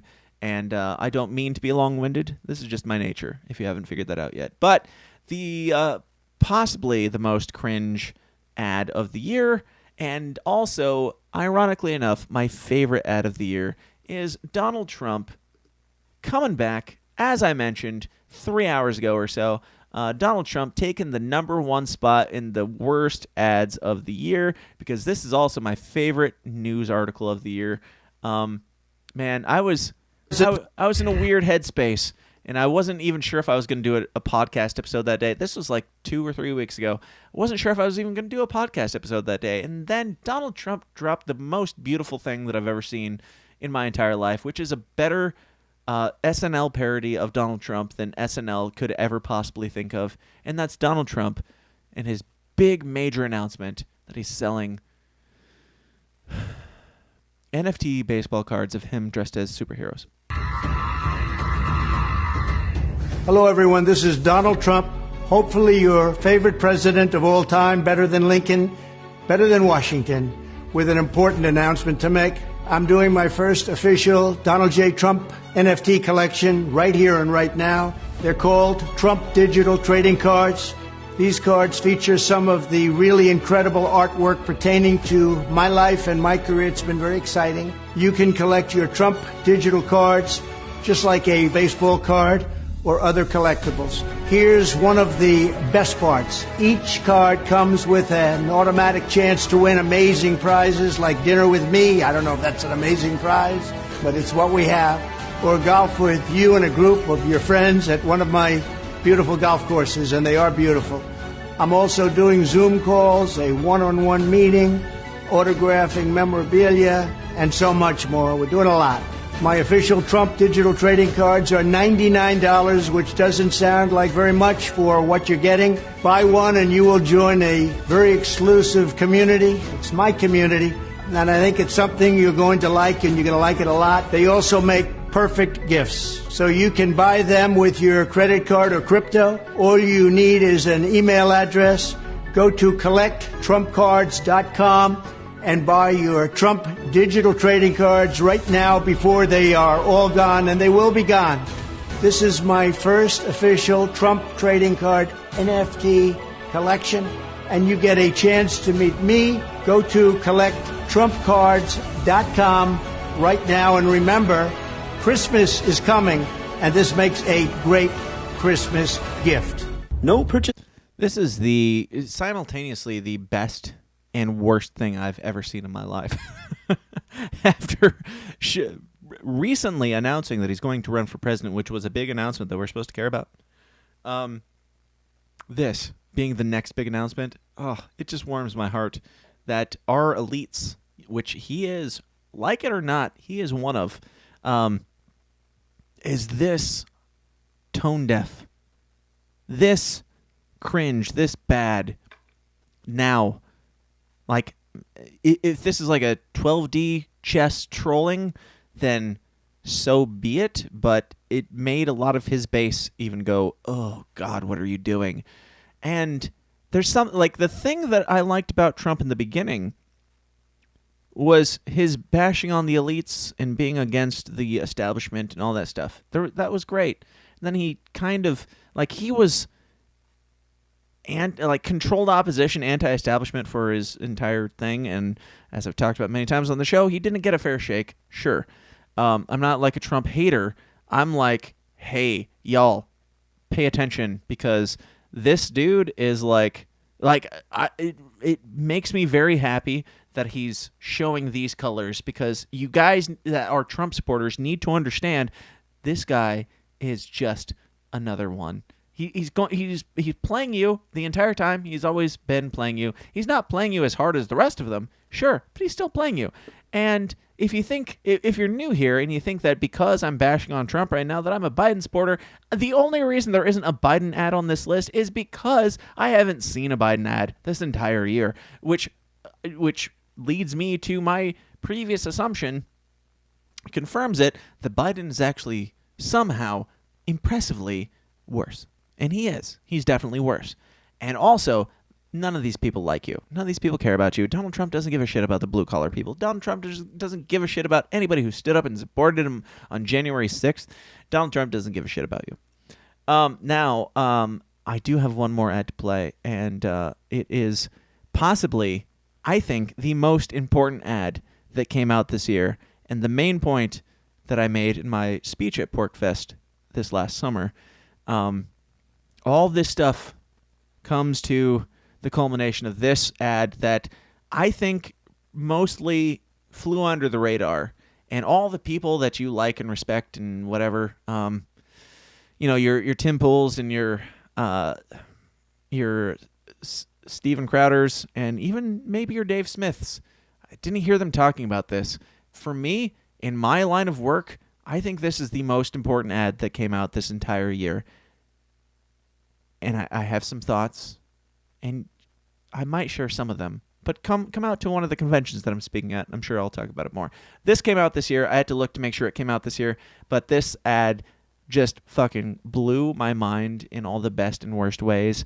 And I think you'll understand why in just a moment. But this is Ghost in the Machine by the 4th PSYOP group of the U.S. military.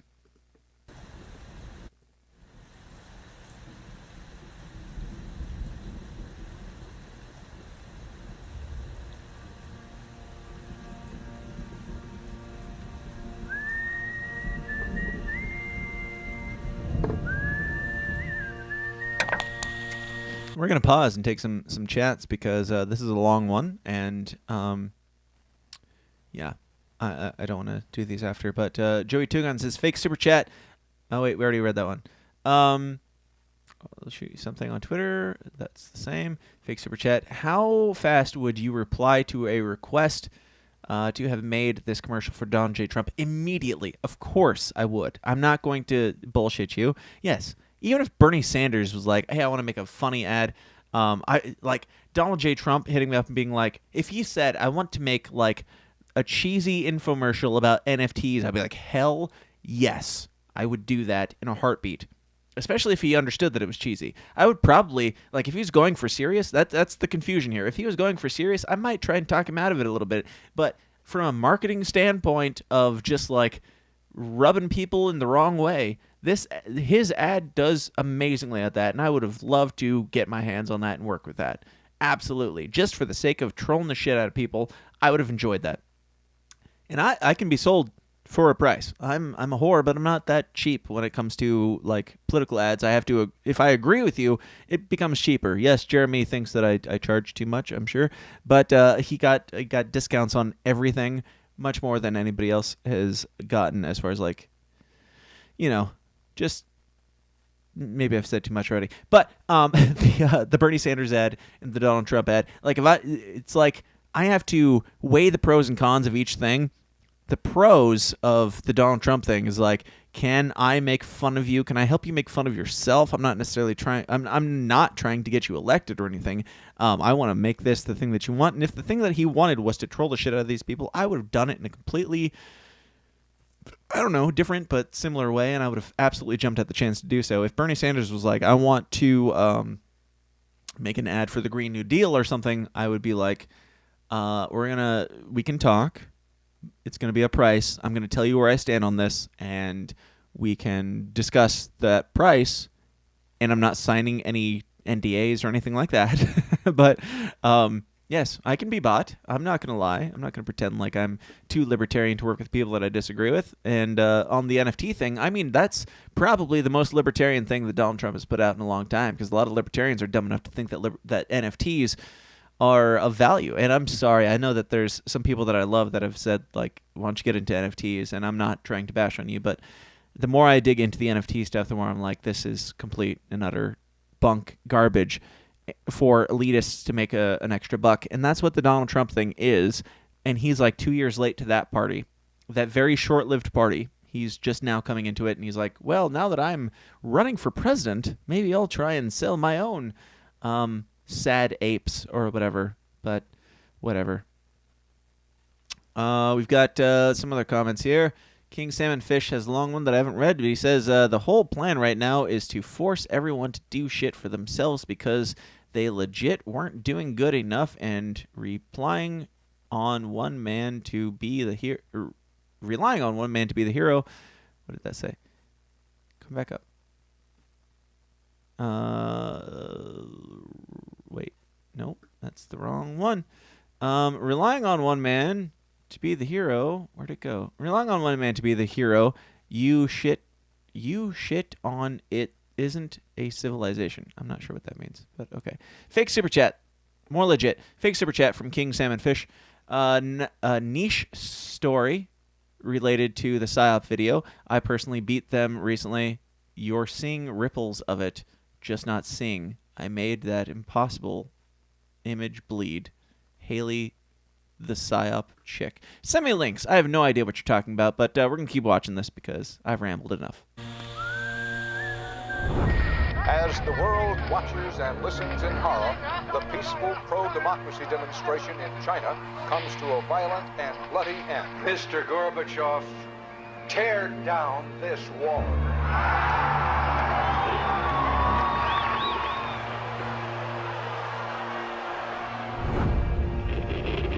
To the audio listener, sorry, I'm not going to read it. Go watch the video. You should have been doing that the whole time. I love you.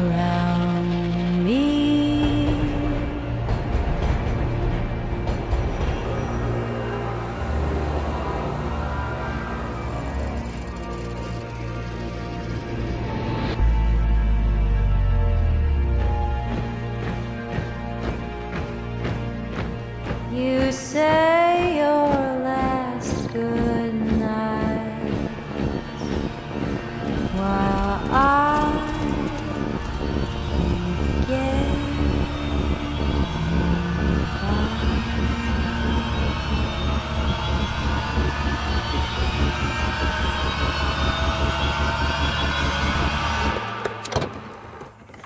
There is another very important phase of warfare. It has as its target not the body, but the mind of the enemy. The target of psychological warfare is against the enemy's mind. It is words and ideas. The ammunition used by Psywar.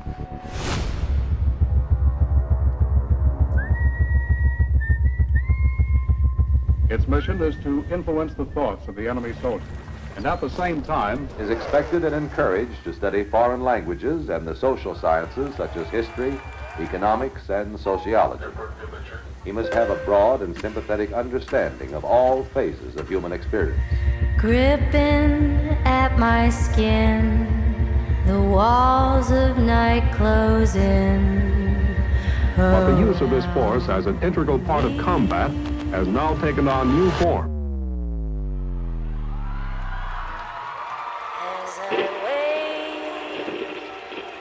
Say my last goodbye.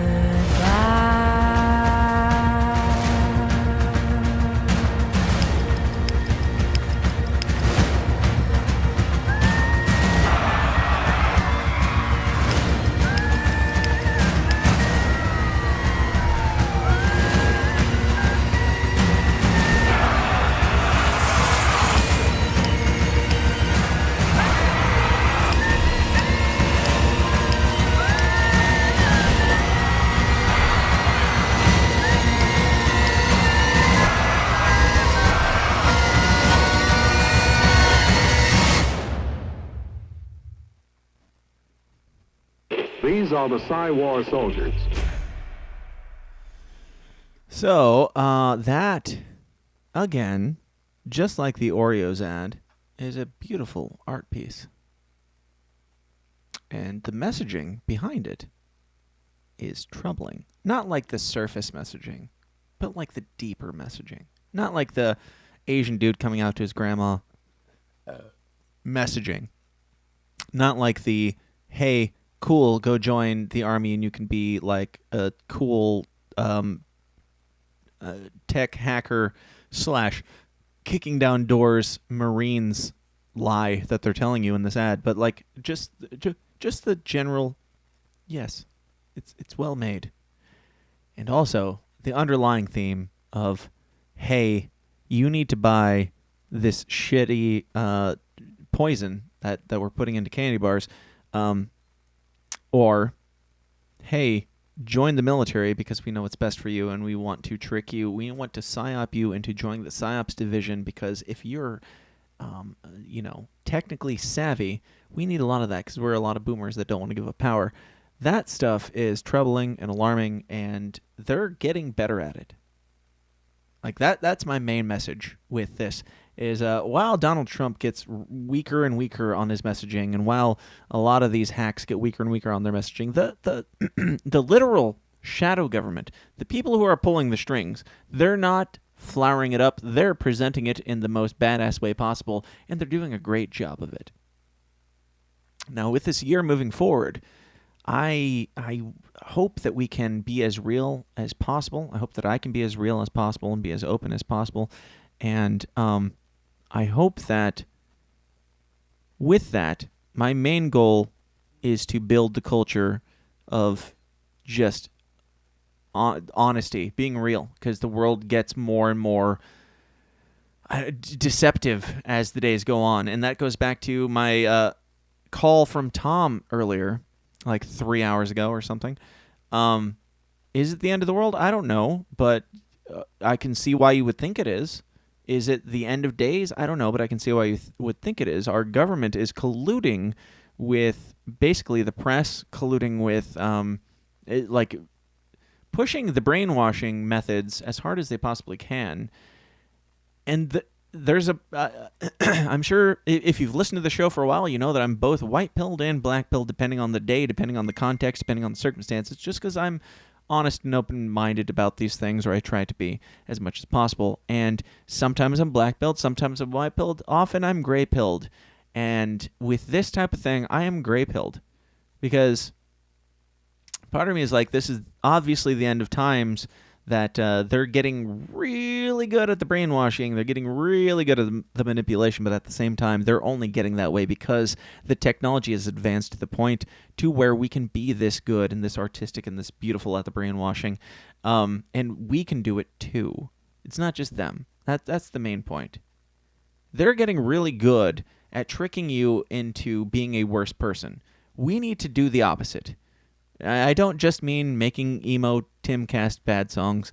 I mean, like, more like Timcast show. Like, the value that brings, even if I disagree with him often and have my complaints with him, we need to appreciate people who are speaking as, I don't know, as honestly as they can and making art and making things to put into the culture that speaks to people in a different way and builds culture around just the sadly, tragically unique concept of being real.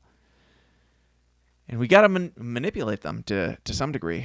We got to put out the propaganda on our own and make the stuff, like, not necessarily with the intention of like changing hearts and minds or whatever, but putting out beautiful art pieces that have truth to them, have value to them.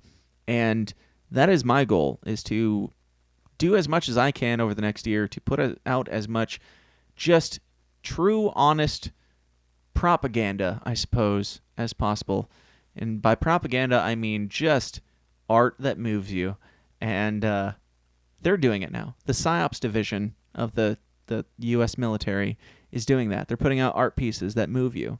There's value to that. I have a passion for that. I'm sure a lot of you have a passion for that. Do it. Do it now. Because they're stepping their game up, and we got to do it too. And I don't know what the year's going to hold. As I wrap up here, feel free to call in last minute at 309-716-3818. I still have a Trio cup holder expander that you are welcome to call in and win. And it is my least favorite gift of the year, so you'll be winning something that is very near and dear to me. I can sign it for you if you want. If you don't want to degrade the natural quality of a Trio cup holder expander, then that is on you. But yeah, feel free to call in as I wrap up here. But moving forward, we need to really, like, I don't know, be as real as possible and put that out into the world, because there's not enough of that. There's, I don't know, do it as artistically and as beautifully as possible, and do it honestly. I've got some stuff that I'm going to be sharing that has nothing to do with politics in the very near future. Some artistic endeavors that I've poured a lot of myself into, and we've got multiple things about to come out, and I've got things that I'm working on already that are going to come out after that. But it's just real and honest, and that's the only way to build culture and the only way to actually change the world, which is what this show has always been about, is just humbly trying to have open dialogue and conversation and being open-minded, trying to change the world just by being your fucking self. And yeah, if I can do anything, and hold me accountable to this if I don't, but if I can do anything for you and for me and for the world in the next year, I hope that it's to make the most beautiful things that I can, and do so in the most humbly honest and maybe challenging way in some ways, because the world needs humanity. If there's any agenda, it's not the trans agenda or the race agenda or whatever agenda. It is the anti-humanity agenda. And you have 100% the ability to negate that agenda by being 100% you in your own humanity. You have something that I think you were created to give to this world and the fabric of this humanity or existence that most of us aren't really pursuing. So if there's something you're passionate about, I would urge you to, if you're going to have a New Year's revolution, whatever, contradiction, or what have you, make it, if I could be so bold as to request or suggest anything, just make it that you be as self-aware, humble, honest, and, I don't know, just what you were made to be as possible. Look into that, dig into that. That's what I'm passionate about, and that's oddly what I'll be speaking about a lot at libertarian conventions this coming year, and what I'll be, trying to focus on with this show, because this show is just me and my crazy brain coming up with things as I go, and I hope you like them. I hope you enjoy them. I hope you've enjoyed the last 3 hours and 7 minutes that I've been talking about random shit that I love. I know there's still some of you here. I'm sure you came in late, because I can't imagine anybody Oh, Liberty Von Mises 401 says, this is still going on. Yes, it is. This is a celebration of a year that has had its rocks, and it's had its peaks and valleys. I'm here to celebrate them both and to figure out the best way to move forward, and I hope that you do the same, because you don't have to have a podcast. Even if you are a libertarian, you don't have to have a podcast. Whatever that thing is that you want to do, whether people pay you for it or not, go do that, and do it to the best of your ability to spread the values into the world, the very raw, authentic human values that you have to contribute to the human fabric. And we're going to talk about some weird shit this year. We've got some things that are going to be fun. We're going to go on some adventures together. Thank you for sticking with me for 3 hours plus, and this has been fun. For any of you that won some prizes, I'll be reaching out to you in the future. Again, if you missed it, email me, dan@tsidpod.com, or slide into my DMs. And Trio Cup Holder Expander, still on the table. Maybe that'll have to make a comeback in a future episode. But thank you guys for hanging out. As I said, I didn't have plans with this. I wasn't trying to, go anywhere with this necessarily. But just to share some of the things that have brought me joy and the things that might be a waste of time to you. Enjoy what you enjoy, and let me know if you have any disagreements with anything on me. Disagreements with me on anything, and we will be in touch.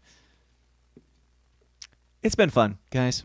It's been a fun year, and it's had a lot of lows and a lot of highs, and it's confusing, because life is, and that's humanity. And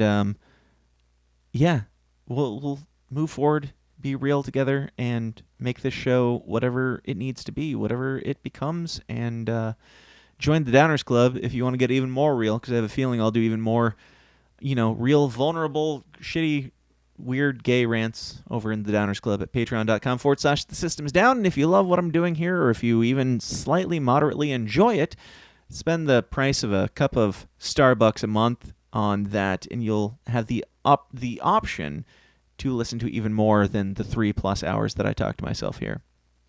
But thank you for this. Thank you for hanging out. Thank you for everybody who called in. Thank you for the people in the chats.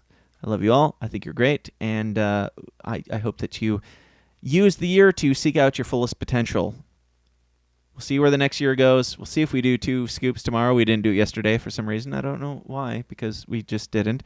We might do it tomorrow, but if not, or if so, this is the last official, technically, probably, episode of 2022. Thank you for being here with me for it. And thank you for an awesome year. We'll see you on the other side. See you in 2023. How could it possibly get any worse than 2022, right? I don't know. It could get better, and it might get worse in a lot of ways. And we'll figure it out together. I'll see you there. Question everything. Stay uncomfortable. Be real. Be bad. Have fun. And I'll talk to you in 2023. Peace out. Welcome to the system, everyone's a victim. Doesn't matter if you're black or white, it hates you all. Here inside the system, violence is a symptom. Fighting for what's right, but somehow everyone is wrong. Dun, dun, dun, dun, dun, dun, dun, dun. Hey guys, thanks for watching. Be sure to like and subscribe on your way out and help us change the world one uncomfortable conversation at a time. And if you like what you hear and you want to hear more, go join the Downers Club at patreon.com/thesystemsdown for bonus episodes of the show every single week. Until next time, please continue to question everything, stay uncomfortable, and I'll talk to you then. Thanks.